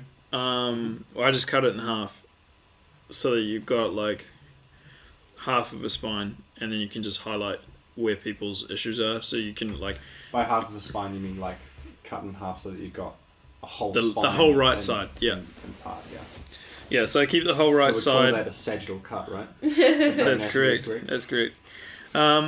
So what I'll do there is at a screening we'll just use half of that. So you use that sagittal cut. You'll highlight areas on it of where they've got issues, and then you can quite simply be like, right, this is where we've found you've got subluxation within your spine. You can either book in to have us help you address that. You can either go home and not worry about it, or I can send you to someone else who's closer. Sure. But at the moment, you guys are it. So they will come see you. We are at that, yeah. Perfect. Yeah. Good positioning, guys. I like it. This is a good business line. And the third poster we got was the iceberg poster, which if you're at the college, I think it's in the It's in the main plan. It's in either the open plan or the main waiting room. Yeah, and I think we both really liked it just because it's the iceberg. It shows the tip of the iceberg above the water, and then the big huge aspect of it below the water. And I think it just resonated with me because I know that a lot of patients come in and they've tried a lot of different things and they're looking to find that causation and fix the causation rather than just putting sticky plasters over the warning signs. And so that just explains very simply that we as chiropractors look for the cause of issues and not try to treat symptoms. Perfect. So what else is in your room? The other thing I like with that poster is that it just shows you that pain isn't everything. Yeah. Yeah. The other thing we have in our room is a mirror, and we use... That's just so that people can check their face after they've been lying on it. Plus it also makes the room feel bigger. Yeah. And I use it for posture. I get the patients to stand in front of it, and I get them to close their eyes initially and stand up how they would normally stand, and then place my hands on the top of their shoulders and under their mastoid and get them to look at it as well, so they are visually seeing, that I'm not making it up, that, their right shoulder might be actually higher than their left or whatever, so that they can visually see it. It's really good when there's not another person in the room to justify it. And then we've got a chair, a little wheelie chair with the back taken off it because they take up too much room and dig the crap out of you, nicely chip-stopped walls. Mm-hmm. And that's it. That's all you need. Yeah. Oh, we've got a diary and an FPOS machine, but you have to go back to Scumbag ASB because they have the cheapest FPOS machine. that prints a receipt. And you want to print a receipt because emailing a receipt to everyone sucks. This is true. This is very true. So you guys do a paper system? We do a paper file system. Yeah, save money, so you haven't bought software to... Not yet, no. It was like $100 for the whole paper system. Exactly. It's in our plan to definitely get paperless. It's the way the world's going. Rather than later, but not right now. We wanted to see. There's other things we need to do first. Well, the things you need to start. Absolutely. And you need to start in the most cost-effective way. And how do you do that? Well, you write stuff down on a bit of paper. Well, exactly. We have a diary. Before I said keep your overheads down, it's nice to have the flashiest iPad or the Surface Pro or the front desk operating system that links to your iPad and updates to your server at home and backs up to your wireless hard drive. But reality is, unless you just won Lotto, it's not going to happen. So just start slow, be efficient with what you're doing. That doesn't mean it's necessarily inefficient, because I can have the most efficient practice on the planet, but when I'm starting out, I'm still only going to have 10 or 12 people coming through. So what's the point? I've got time to write it down on paper, and it's only cost me $100 for the whole system. Yeah, you need to my motto for this business has been to crawl before we can walk, and to walk before we can run, and to not put huge amounts of pressure on ourselves to the point where we don't function or enjoy what we're doing anymore. I think we still want to enjoy chiropractic and checking and adjusting people and getting to know our community, and if we have so much pressure that all we're thinking about is the money at the end of the day and all of that... Well, then patients start looking at dollar signs. Exactly, and that's not what we want. Your patients pick up on that. You're not doing your community a favour. Mm-hmm. You're not actually doing your practice a favour either. You just need to be humble about where you're starting from. In your experience of talking about it with your community and letting everyone know that you are a local business and you're just starting out, what's been the response? It's been fantastic. amazing. People love you. Yeah. Like, straight off the bat, they're like, thank you for choosing our community. We have patients that are like, can I take a stack of your business cards and promote you at the kindergarten, at the fire brigade, at all these different things, because they're like, you're new, you're local, you're awesome, and we've never seen anything like this before. So know, and it's great to have that wow factor in the community. The reason we chose Omokaroa is because of its community base. We wanted to be a part of the community. We knew it was going to be a long-term thing. It's not huge yet. Like, Omokaroa is not a big place yet, but it's getting that way. It's going to be in the next 3 years. So, you know, we're prepared to stay there until it grows. And build we our want to business stay there as it grows. as it grows. Yeah, we want to be a part of it growing. That's the thing. Yeah. So, you know, which is a smart business move. Well, that's why we chose there. And, you know, we very nearly didn't get in there. It was very difficult to get in there. Has any of this process not been a struggle?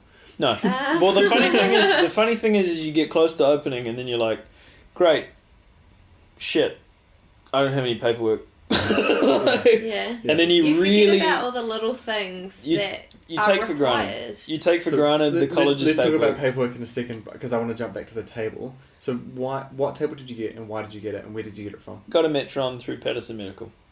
Okay. It was easy because Patterson Medical is a New Zealand-based company that deals with all the Australian issues. So you don't have to pay for your tax when it gets to New Zealand. You don't have to pay an initial deposit and then the rest when it gets here, and worry about dealing with an Australian company and sorting your own delivery or anything like that. They deal with all of it. You just pay them the amount. They're a cheap table.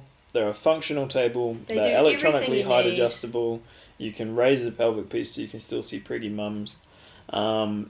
But, like, and when I say cheap table, they're still $6,000. Yeah. Like, it's still $6,000. Yeah, I mean, we were comparing it to a Zenith, which was relatively similar but better quality, I suppose. Had pretty much the same functions. Except it didn't have the electronic high-low, which any of you who know Ash and I makes a big difference. No, I did. No, it didn't. Not for that price, because every feature was like an extra $3,000. So by the time we got to the Zenith, Oh, that's the one the I- basic one with the electronic high-low was like 12. Yeah, 13, that's what I was saying. Yeah, but we're comparing that to 6. No, that's what I'm saying, is we were comparing the $6,000 to the Zenith, which we got a quote for. Welcome to the 13. couple arguing people. Yeah. I'd love it. This is great. This is what we're doing all weekend. It's so fun. Which was 13, and we were comparing it to a Thule raise and lower, which was, we estimated to be around 10,000 between 10 and 13 as well, because depending we on wanted different- shipping and yeah. depending on whether you want the wood finish. Was that or one the coming metal from Australia or America? No, America. States. That was And that was going to be 2 months to get here. So the reason we went with the Metron meant we could open on the day we wanted. Yeah. By 5 days. Yeah.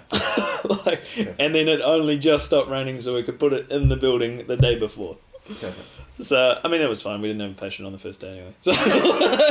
It But did, the doors are open. it does everything. But it doesn't. you Yeah. need, Well, and it doesn't and- matter because the receptionist was still there for the optometrist, and so you know it's really hard to look professional and like you're a chiropractor if there's nothing in your room except a desk. Hi, we're just gonna sit on the floor. Exactly. But it worked. It all came together and it got there. Yeah. And then, like, shipment was delayed. They had a problem with some of the tables.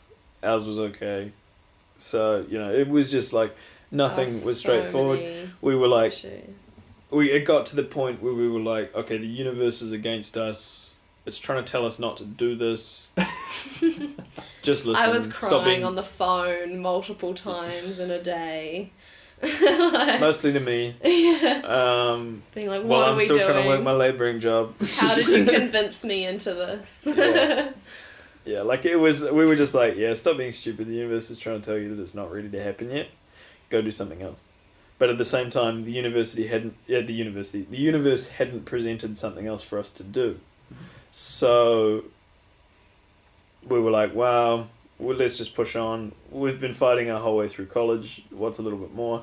The really hard bit with setting up a business is that because we'd been burnt so bad by other chiropractors, we tried to keep the whole thing a secret until the day we launched. Yeah, we were very didn't- careful about who we spoke to. I think we told Ben, We told Ben and Rochelle Hardy-Neal Hardy-Neal, and our that's parents, and that was it. pretty much it.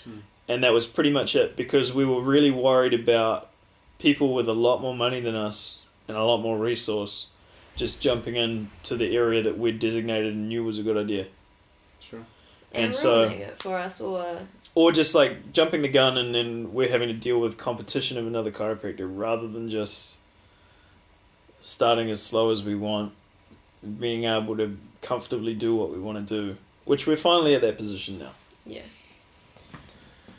And yeah, I don't think there's much more. No, buy a filing cabinet on Trade Me, they're $30 instead of like $300. Trade Me is amazing. Get all the things you need. Like, what other thing from Trade Me did you get? Doorbell beepers, card holders. Those things, yeah. Office supply companies are great because you can buy anything from them and they're like there within 2 days. They're probably one of the most efficiently run businesses I've seen, where you like online ordering systems and they're just there. That's awesome. Yeah, like we ordered patient files and like essentials like a stapler and a hole puncher and clips and everything, and it was all the things you have to ask for in clinic. It was there the next day. Yeah. So you obviously decided to go paper because it's cheaper and easier, and you need to start out with something. Oh, like so. Why did you make the decisions that you did? Like what's in your new patient paperwork and why? We actually did a lot of research into our new patient paperwork. We got new patient paperwork from a lot of our fellow friends that were doing associateships, and the chiropractors were fine with us having a look through, and we picked out what we liked and what we didn't like, and we got the college's paperwork and weeded through it to figure out what was actually useful. Well, yeah, like, I mean, no, that's not a fair comment because the college paperwork is very useful. It's just that it takes too long to be economically viable. So what we weeded through was to find what would work as a flag so that we could ask more questions and not miss out on any information, but would still speed up the process. Because I can't have, it's not economic to have somebody sitting in your waiting room for 2 hours unless you've got a digital copy of your paperwork to email them. And then they're probably going to come in and ask you what Crohn's disease is anyway. So, you need to make it practical, but also not so small that you're blinding yourself to what's going on. Sure, absolutely. So, and that's a really hard line. That's a hard line when you've got no experience. Details, guys. I like details. Tell me details. What's in your paperwork? As long as you can share. Words. What's there and why? Yeah, words. Smart. I mean, to start with is patient details, so full name, which all makes that sense, basic right? stuff. You need to know your age, occupation. Occupation we left out of the first draft, and then we were like, shit. Oh yeah, I really need to know what you do for a living because that makes a big difference as to what your daily stress involves. Exactly. Well, other thing is partners' names and kids. Yeah. Yeah. To know who they are, so you create a conversation, you create a link with them, especially you guys who, you have it in there, which makes so much sense. You are a family chiropractor, so of course that kind of stuff's going to be in there. Yeah. Absolutely. Yeah. And then you can start talking about their kids and like whether they have had their kids checked or would consider their kids being checked. Because some people are like, no, you're not touching my kids. Sure. And you're like, that's okay. But like, others are like, you're not ready yet. Yeah, and other people are like, actually, yeah, maybe my kids do get headaches. Maybe I should send them in. Mm. Or my son's been told he's got one leg shorter than the other. I get that all the time. Yeah. I'm like, cool, let me look. I'll see if he does. I'll measure it. I bet no one has. And then we just ask, why are you here, pretty much, in a lot nicer way. In more words, yeah. Why are you here? What do you expect from a chiropractor? And explain to me why on your form you have 2 boxes, one of which is I'm looking for long-term care versus I want relief. I think that efficiency. I think that is a really good conversation starter for us because we know if they tick I want relief that they are a short-term patient, that they're wanting a quick fix, and you can talk to them about the long-term stuff and make them aware of it, but it may go completely over their head and it may not trigger anything at all, and so you can change the way you say and communicate to that person, and you know off the bat what they want. And it gives you a model to work with, but it also gives you an expectation as to what they want, and it allows you to focus your communication not only towards what resonates with them, but also to try and broaden their horizon. So if Ben's coming in and he's got lumbar pain and he's a truck driver and he's had it for ages, but he wants you to fix it in 5 visits. Chances are you probably will. Like, as far as he's concerned, because the pain will reduce. But if you go, like, that tick box isn't there because... But then define fix it. Because did you really fix it? No. You didn't No. find the core, check the core. You just took away some of the pain because you've reduced some of the irritation. Exactly. I've fixed it from his perspective. Sure. I haven't fixed it from mine. Sure. But I don't fix it anyway, because I just adjust the spine and the body heals itself. But, Sure. but like... No, Amen, brother. I firmly believe that. But, you know, I can try and broaden your horizons to know how your body works and educate you how your body works so that you know what's going on and why you've got pain there. The tick box is not there so that I can go, sweet, you only want short-term care, I don't have to talk to you. Yeah, it's just another tool to... Extrapolate information. Yeah, and to get into your patient's head and figure out where they are. Yeah. Well, and so... Because at the end of the day, you one, have to make them not afraid and know that you're safe and you're not going to hurt them. And 2, give them what they want. Exactly. And yes, part of that is providing them with options and education so they know more about their body so they can make better decisions. But if what they want is relief, that's okay. That's where they're at. And then they know that you're there, or that, one, if the problem comes back, then you can come and help them out. And when they eventually really want to get to the cause of the issue and correct it so it stops coming back, they can come to you and talk about it then. Well, and also I think that that's they a much know that more powerful position to come from. There is, yeah, it is, yeah, because then they also know that there's a solution. But if you're also going to like switch that patient off, if they're there for short-term relief, and you start talking about the 5-year care plan, Exactly. like, you know, like you might be dealing with degeneration, which started 10 years ago for this patient, and you're like, yep, you know, like chances are for us to get some decent physiological change, it's going to take a long time. Mm-hmm. You know, we're talking at least a year. They're going to be like, what? Yeah. Oh, this is my first visit. What are you talking about, you crazy man? Yeah. Or woman. Yeah. It's just another tool to figure out where your patient is, really. Well, and if you're not very careful with how you communicate to people, like I'm not saying you should like beat around the bush. I'm just saying you should develop an understanding as to where they're coming from. Because if you don't do that, then you're going to have them leaving with the interpretation that is, chiropractors are dangerous, you have to see them forever. Yeah. You know, and we need to try and break that trend. Reality is you want to see your patients as little as possible while then maintaining the correct alignment of their spine and conquering life. Exactly. If you can do that, you're a master chiropractor. Hell yeah. Yeah. So on the back of the form where you've got all those little tick boxes talking about all the different stuff, the They're basically digestive flags. issues, the backache, the Previous whatever it is, diseases, asthma, the whatever. symptoms, Yeah. all those kind of boxes. Why are they in the form? I think they're all flags for us to ask more questions, but they're also elements of their life and their history that we can relate back to their spine and their function and their nervous system and chiropractic. So it's to get a really good overview quickly and easily of a patient's history, full life history, without 20 pages really. Yeah, and it's like a flag system of, you know, it's going to give you a general overview as to what they've dealt with previously, like asthma, previous injuries, car accidents, that sort of thing. That's all on there. So, you know, you have to, it builds you a history on what you are going to ask more questions on and what's relevant. So without that information, you're less efficient, and it's a fine line between being efficient and less efficient with those questions, because you can ask them all day. You can put patent and thibodeau in front of them and go, which of these have you had? But 90% of them aren't relevant to what you're going to be doing with them. So, but some of them are.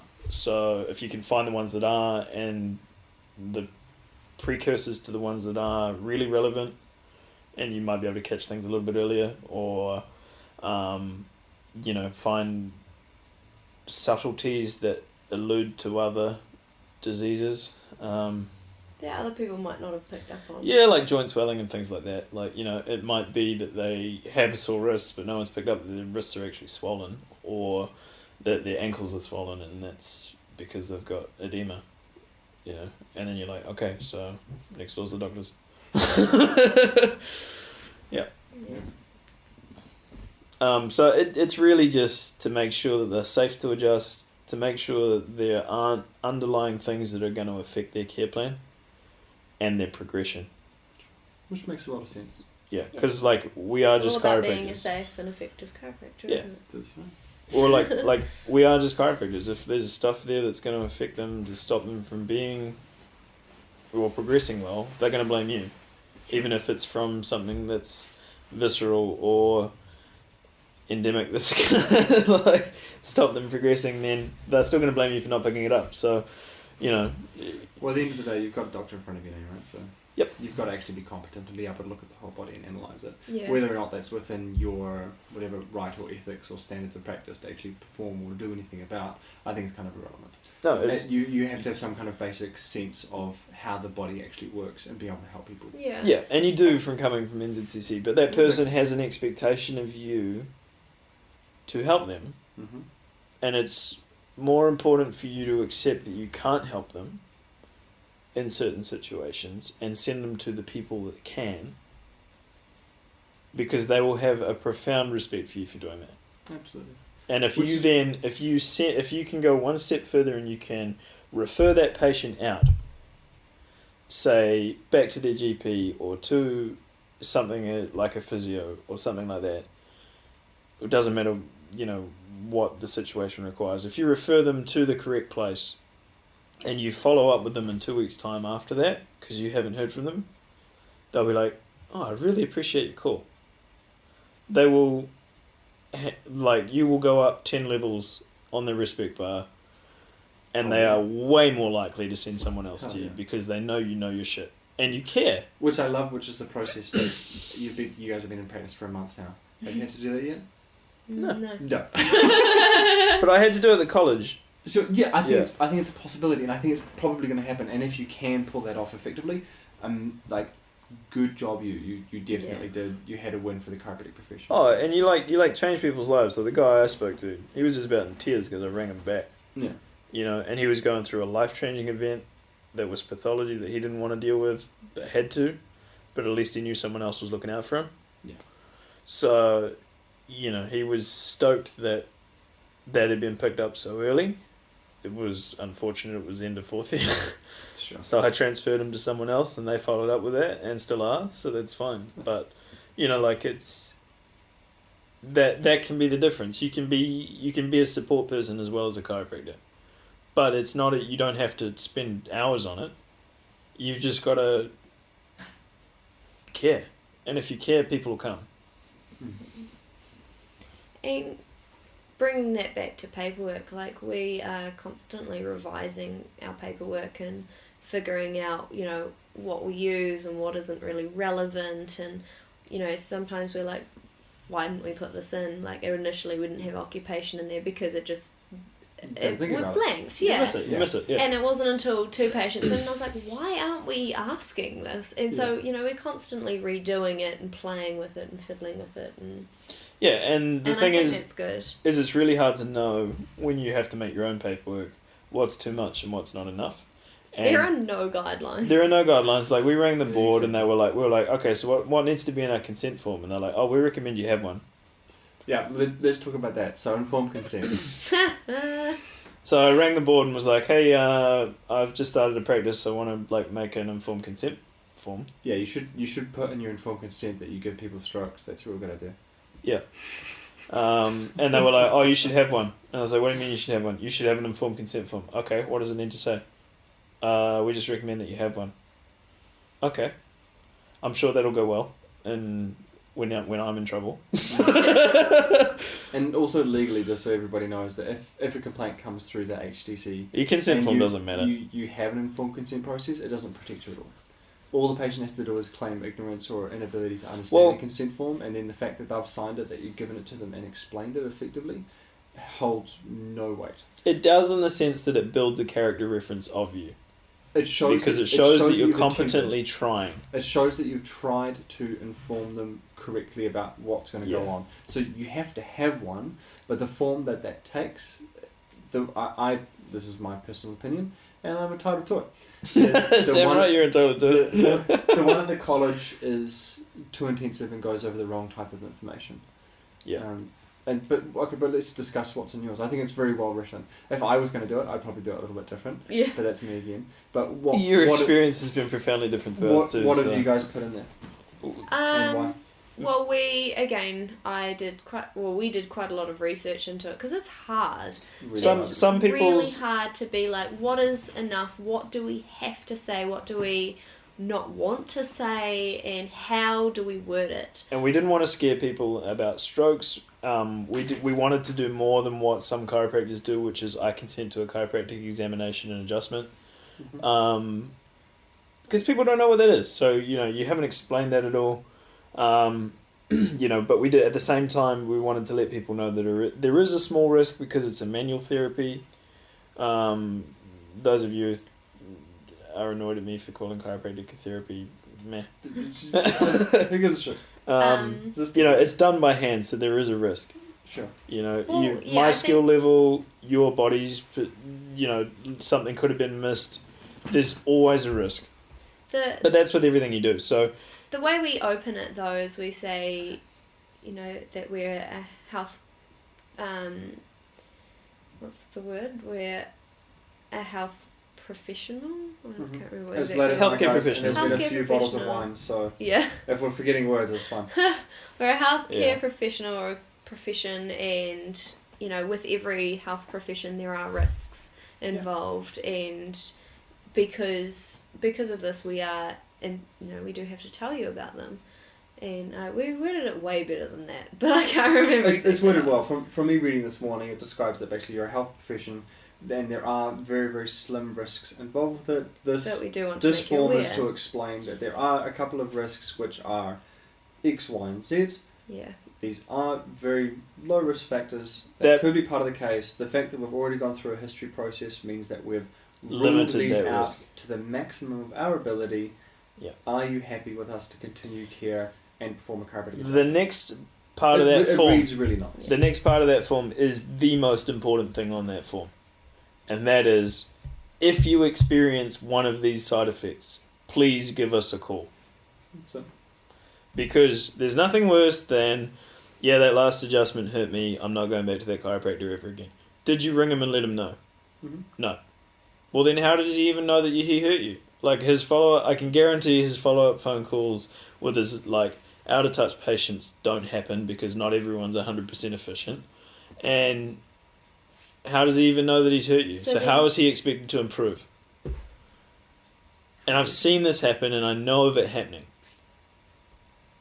So it's really important that you communicate clearly with your patients that it's okay for them to ring you if they're uncertain about something, if something's not quite right, because they know their body better than you know their body. Sure, or at the time. And more so than that, then it gives you an opportunity to do something about it. It does. Exactly. Because if you did overcook the nerve system or perform an adjustment that was a little bit too stimulating for them that caused some negative side effect, get them back in, check it, see what the difference is. Exactly. What's going on?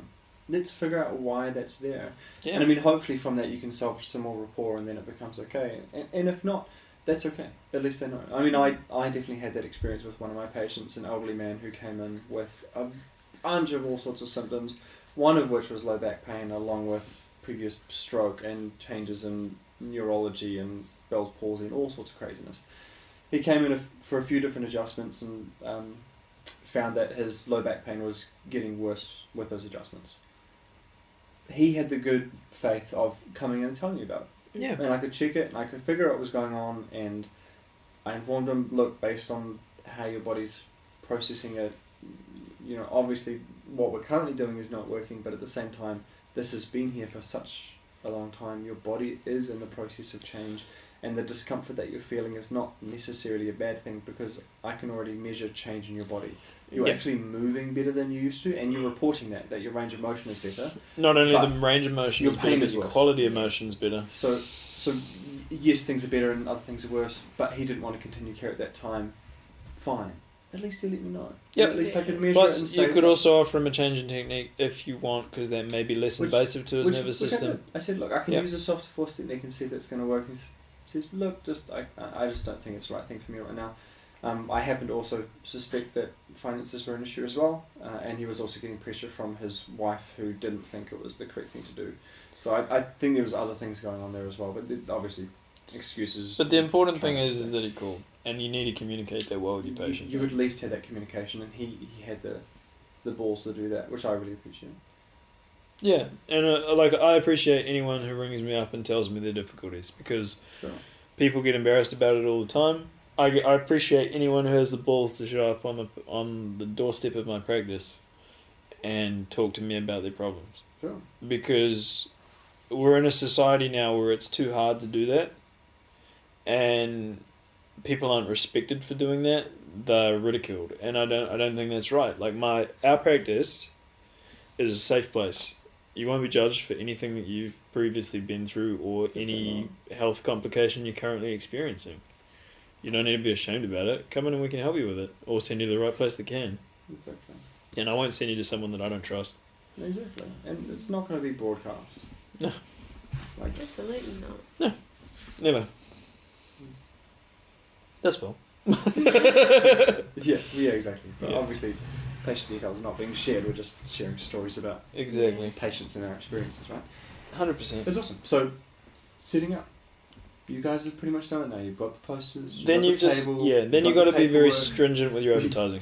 You got the FPOS machine from ASB because it's the cheapest one at print. And they give you a free you got- business account for a year. Which is great. So and how did you set that up? Which is great. So at your office, it's tethered through your phone. Is that right? Yeah, so it's not hardwired. It has a charger. You just tether it through your Wi-Fi on your phone, which is fantastic. Or your computer, if you Or your want. computer, wherever you want, or even your iPad with 3G or 4G. Anything that's got either cellular or Wi-Fi data. The good thing about it is you can take it to screenings and you can charge patients a booking fee, which you will not be familiar with at college, but that makes people show up to your new patients. There's nothing more disappointing than in your last few weeks of clinic, you got your last newie to do, and they don't show. Mm-hmm.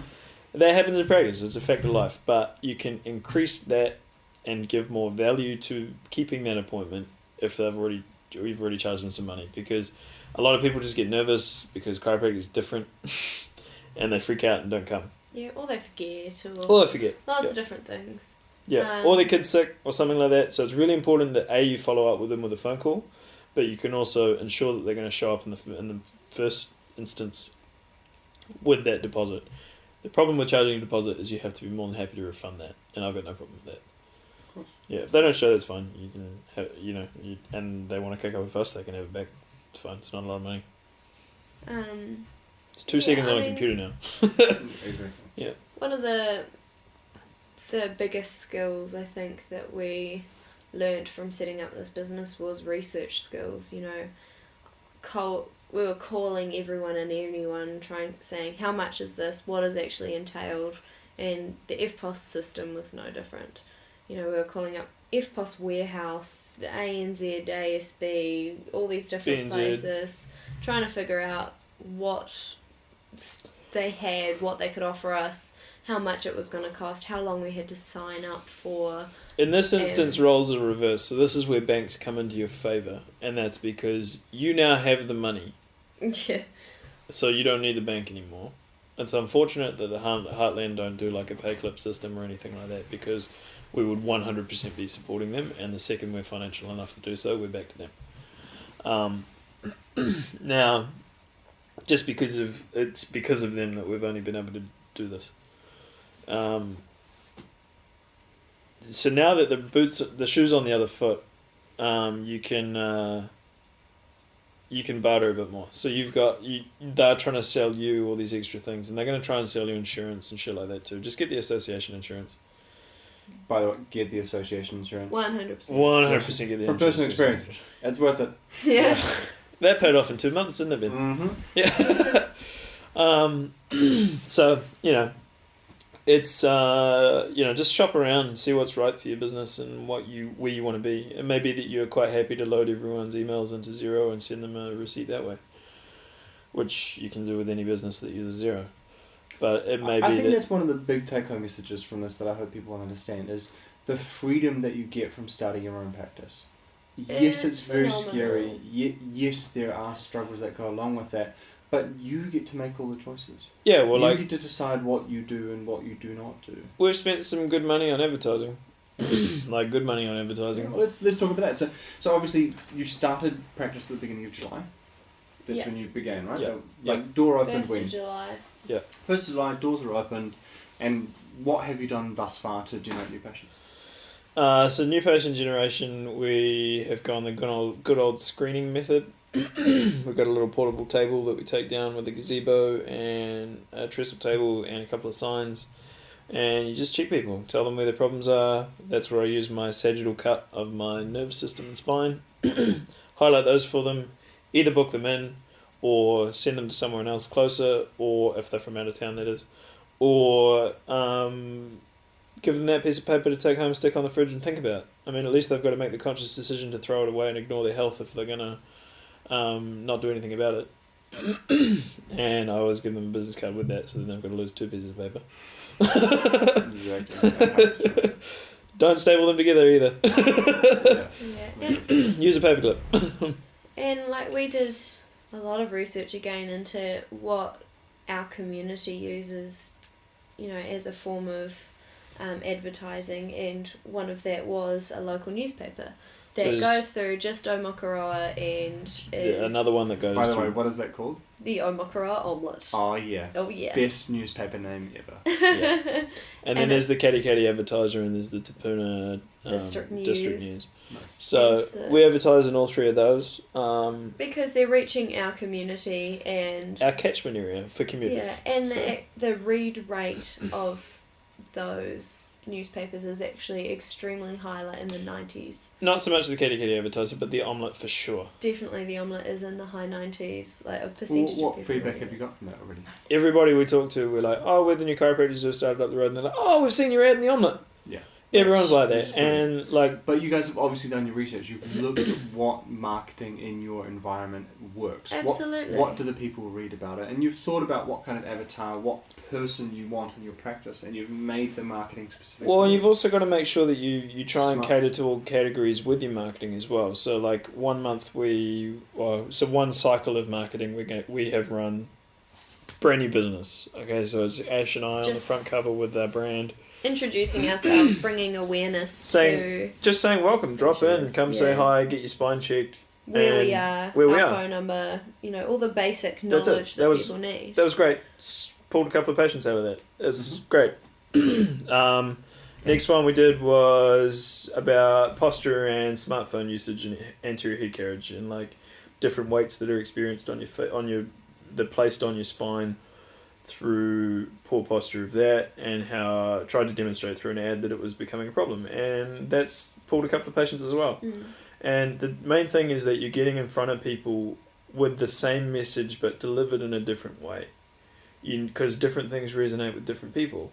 So like some people will go with the posture thing, some people will go with an ad about pregnancy, some people will go with an ad about reducing fatigue, some people will go with an ad about improving the function of their range of motion so that they can back the car out of the driveway because they're like 90.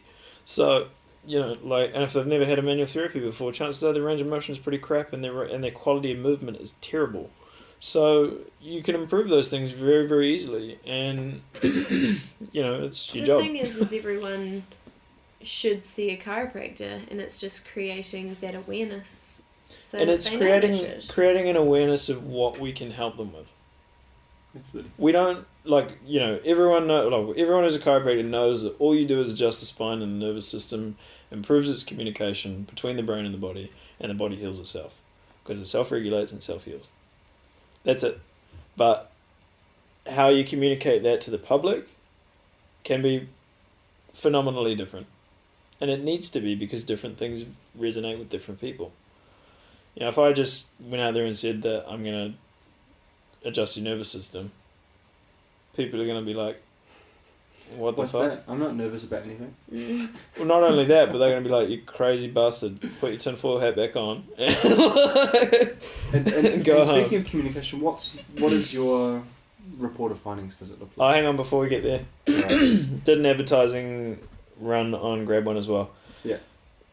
Be very careful with Grab One. So Grab One works like this. I advertise my product.